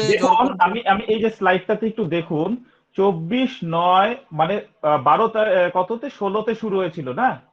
হ্যাঁ 16ই সেপ্টেম্বর কেসটা শুরু হয়েছিল। দেখুন 24 তারিখে জ্বর কিন্তু 103, ফিভার কেম ডাউন 103 ডিগ্রি। ওকে, আবার কিন্তু পরবর্তী 25 তারিখে 101। দেখুন জ্বর কিন্তু রয়েই থাকলো, কমছে না কমছে না কমছে, যদিও কম, আগের তুলনায় কম, কিন্তু কমছে না। আমরা নতুনরা অনেকেই সময় কি করি, যেটা হয়ে যায়, না জ্বরটা তো কমছে না, তাহলে বোধহয় ওষুধটা ভুল হয়েছে, না ওষুধটা চেঞ্জ করে দেই, বা পোটেন্সিটা না ঠিক আছে, তাহলে বোধহয় একটু পোটেন্সিটা ইনক্রিজ করতে হবে। দেখুন মহাগুরু 101-এর পরও স্যাকল্যাক দিলেন, স্যাকল্যাক ফর 1 ডে, মানে প্লাসিবো দিয়ে যাচ্ছেন, 101 ডিগ্রি জ্বরেও প্লাসিবো দিয়ে গেলেন, আবার দিয়ে যাচ্ছেন। এই যে ব্যাপারটা, এবং সব শেষে দেখুন একটা জ্বরের কেস মহাগুরু কবে সমাধান শেষ হলো, লাস্টে কি লেখা, much better in all respects, সব দিক থেকে এইবারে রুগী ডিসেম্বরের 7ই ডিসেম্বরে এসে ভালো হলো, অলমোস্ট 3 মান্থস। আবার কি করলেন, স্যাকল্যাক, হ্যাঁ মাছ বেটার থাকলে তো আমরা স্যাকল্যাক বা প্লাসেবো দেবো, এটা খুবই জানি। কিন্তু মূল কথাটা হচ্ছে এই যে 3 মাস ধরে একটা জ্বরের কেস নিয়ে উনি ডিল করে গেলেন, আমরা এই জায়গাটাকে আমরা আমাদের করা হয়ে ওঠে, বা এই চর্চাটাকে আমরা করছি বা মাথায় কি আনছি? আমরা ধরুন আমরা দেখা যাচ্ছে যে না জ্বরটা সারছে না, পোটেন্সিটা একটু বাড়িয়ে দিই, জ্বরটা সারলো না, কমেছে কিন্তু সারছে না, পারসিস্ট করে আছে এখনো। আমাদের রোগীটাও কি বললো কেস টেকিং এর সরি ফলো আপ গুলোতে, যে ডাক্তার সাহেব জ্বরটা কিন্তু আমার কমছে না, ওই 100 এর মধ্যে এসে ঠেকে আছে।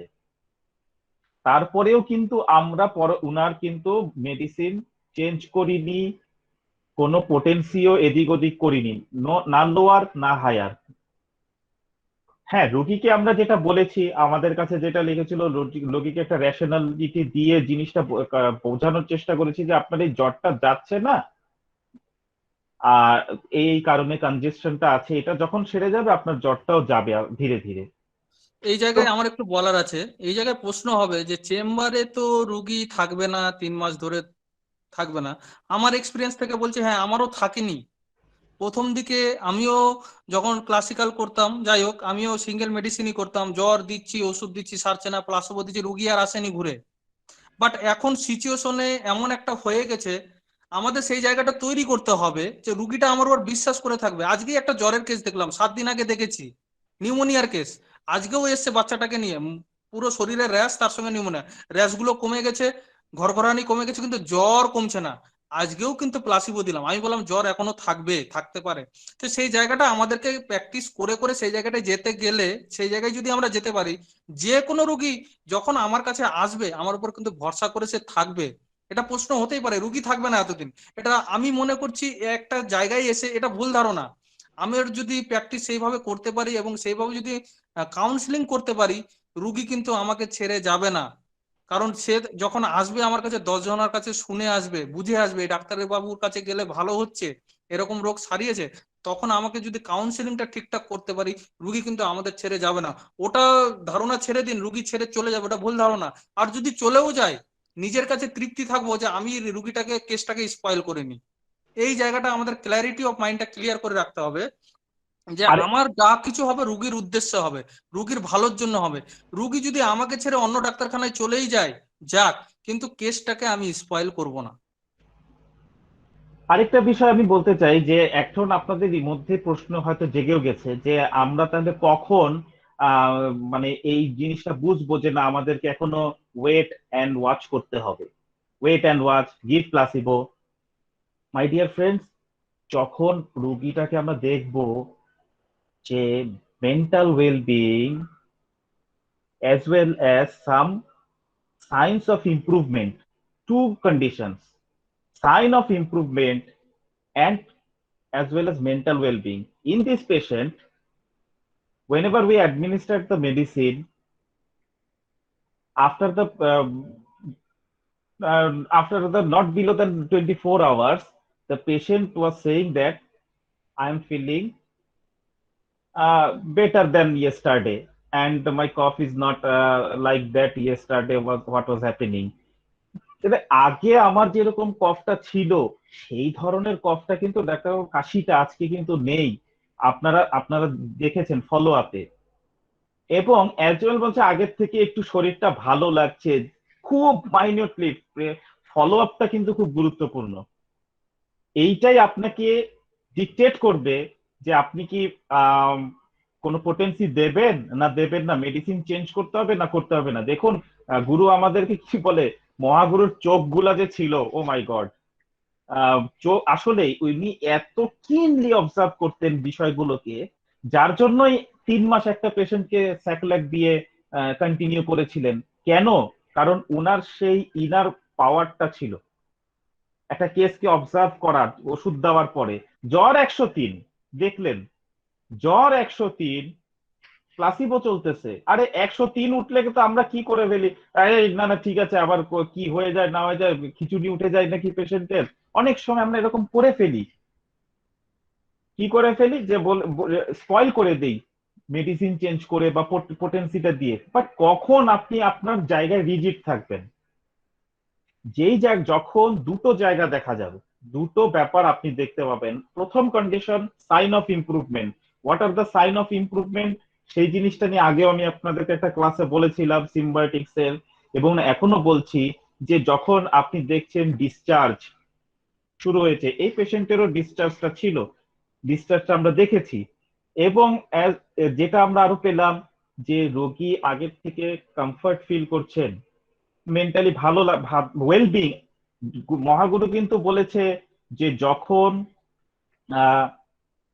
একটা মেন্টাল মাইন্ড টেকনিকে মানে মেন্টাল স্টেট গুলোকে নিয়ে ওষুধ দেওয়া হবে আরো মানে রেভলিউশনারি সিস্টেম অফ মেথডে, তখন ফার্স্ট যাবে হচ্ছে গিয়ে মেন্টাল স্টেট গুলো। First mental states will disappear and then the physical complaints. ওনার কিন্তু মেন্টাল স্টেট গুলো আস্তে আস্তে আমরা যেটা দেখেছি যে চেঞ্জ হচ্ছিল, এবং একটা সময় যেটা আমরা দেখলাম ডিসচার্জ শুরু হল। তারপর আরেকটা সাইন কি? ডিসচার্জ। সেকেন্ড সাইনটা কি? a sensation of well-being. A sensation of well-being will happen. Patient will deliberately say that doctor, I am feeling better. Now I am feeling better. এই কথাটাও কিন্তু রোগী আমাদেরকে বলেছেন। যখন কোনো কেসে আপনি দেখতে পাবেন রোগী এইটুকু বলছে, আগের থেকে ডাক্তারবাবু কেমন একটা ভালো লাগছে, যদিও না আমারটা মানে বাথরুম টাথরুম হচ্ছে, জ্বর মানে আবার জ্বরটাও আছে, তবে ডাক্তারবাবু তাও আমি একটু বেটার, আর কালকের থেকে বেটার লাগছে, ব্যাস দ্যাটস অল। এবং মানসিক ভাবেও যখন আপনি দেখছেন তাকে, এটাকে আপনাকে অবজার্ভ করতে হবে, ফিল করতে হবে, জায়গায় জায়গায় ফিলিংস, কেস টেকিং এও ফিল করতে হবে, ফলো আপেও পেশেন্টকে ফিল করতে হবে যে উনি এখন কেমন নিজে ফিল করতেছেন। সো এই জায়গাগুলো দেখে তখন কিন্তু আমাদেরকে আমাদের মেডিসিন পটেন্সিতে রিজিড থাকতে হবে, যেটা আমরা করেছি, চেঞ্জও করিনি, ওইভাবেই আমাদের ওষুধ চলছিল, প্লাসিবো প্লাসিবো প্লাসিবো। এবং রোগী আজকে কিন্তু যেটা বলল তার সবশেষ কথা, কেমন আছেন উনি। আর আমরা এই জিনিসটা মহাগুরুর থ্যাঙ্কস টু মহাগুরু যে উনি আমাদের সামনে, এবং অ্যাজ ওয়েল অ্যাজ ডক্টর কল্যাণ কুমার সুর স্যার, যিনি আমাদেরকে এই রাস্তাগুলো দেখিয়েছেন। যে গুরু বারবার আমাকে খুব বলেন যে আজিজ কখনো ওষুধ চেঞ্জ করবে না, পোটেন্সি চেঞ্জ করবে না, দেখুন প্লাসেবোটা কিন্তু একটা বেস্ট রেমেডি, বেস্ট মেডিসিন আমরা বলবো বা আমি বলতে চাই, আমি অনেককে বলি, অনেক ডাক্তারদেরকে বলি, আমার অনেক বন্ধুদের বলি, দেখেন প্লাসেবো বেস্ট মেডিসিন, এর থেকে বেস্ট মেডিসিন নাই। কারণ it will never spoil your case, it will never take to you as a failure one. আর একটা জিনিস, মেডিসিন খাওয়ার পরে কাশিটা একবার বেড়ে গেছিল, মেডিসিন খাওয়ার পরে কাশিটা বেড়ে গেছিল, তখন আমরা আলোচনা করলাম ওষুধ তার মানে কাজ হয়েছে, কেস বেড়ে গেছে, কাশি বাড়ছে, এই জায়গাও আমাদের বুঝতে হবে। ওষুধ খাওয়ার পর যদি বডিতে কোনো রিয়াকশন দেখতে পান যে হ্যাঁ চেঞ্জ হয়েছে, জাস্ট চেঞ্জ হয়েছে আপনার অ্যাডমিনিস্ট্রেশন অফ মেডিসিন দেওয়ার পর, বাড়ুক কমুক যাই হোক, হোয়াট এভার মেবি, তাহলে কিন্তু আপনাকে বুঝতে হবে আপনার ওষুধ কাজ করছে। এবং আমাদের ওষুধ হোমিওপ্যাথি ওষুধ, ইটস নট এ ড্রাগ। যখন কাজ হচ্ছে ও সঠিক গন্তব্যে ঠিক পৌঁছে যাবে, সেই মুহূর্তে আমাদের ওয়েট করতে হবে। যদি অ্যাগ্রাভেশন বেশি হয় সেখানে আমাদের যা যা বইয়ে লেখা আছে সেই জায়গায় আমাদের কি পোটেন্সি দিতে হবে না দিতে হবে, but don't change the medicine. Reaction শুরু হয়েছে মানে মেডিসিন চেঞ্জ করা যাবে না। আমি এই প্রসঙ্গে একটা কথা বলবো। হ্যাঁ স্যার, হ্যাঁ অবশ্যই অবশ্যই স্যার, অবশ্যই, হয় না যদিও আমাদের ক্লাস শেষের দিকে, আমি জাস্ট এই কথাটাকে বোঝাবার জন্য আমি বলছি। আমাদের খুব পরিচিত সাবিরের আছে কিনা জানি না আমি, যাই হোক সাবিরের মায়ের জ্বর ছিল, এবং জ্বরটা বেশ কিছুদিন ধরে জ্বর, এবং জ্বরটা অনেকটা ওর কিছুটা ওই কোভিডের মতোই আর কি, সমস্ত সিমটমস গুলো দেখা যাচ্ছিল।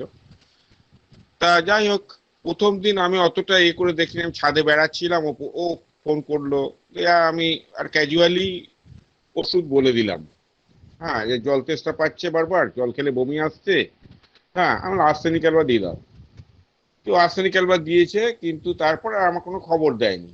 ইতিমধ্যে ও ম্যাডামকে দেখিয়েছে, ম্যাডামের সাথে বোধহয় কথা বলেছে, দিয়ে ওকে কার্সিনোসিন দিয়েছে, আমি সেটা জানতাম না।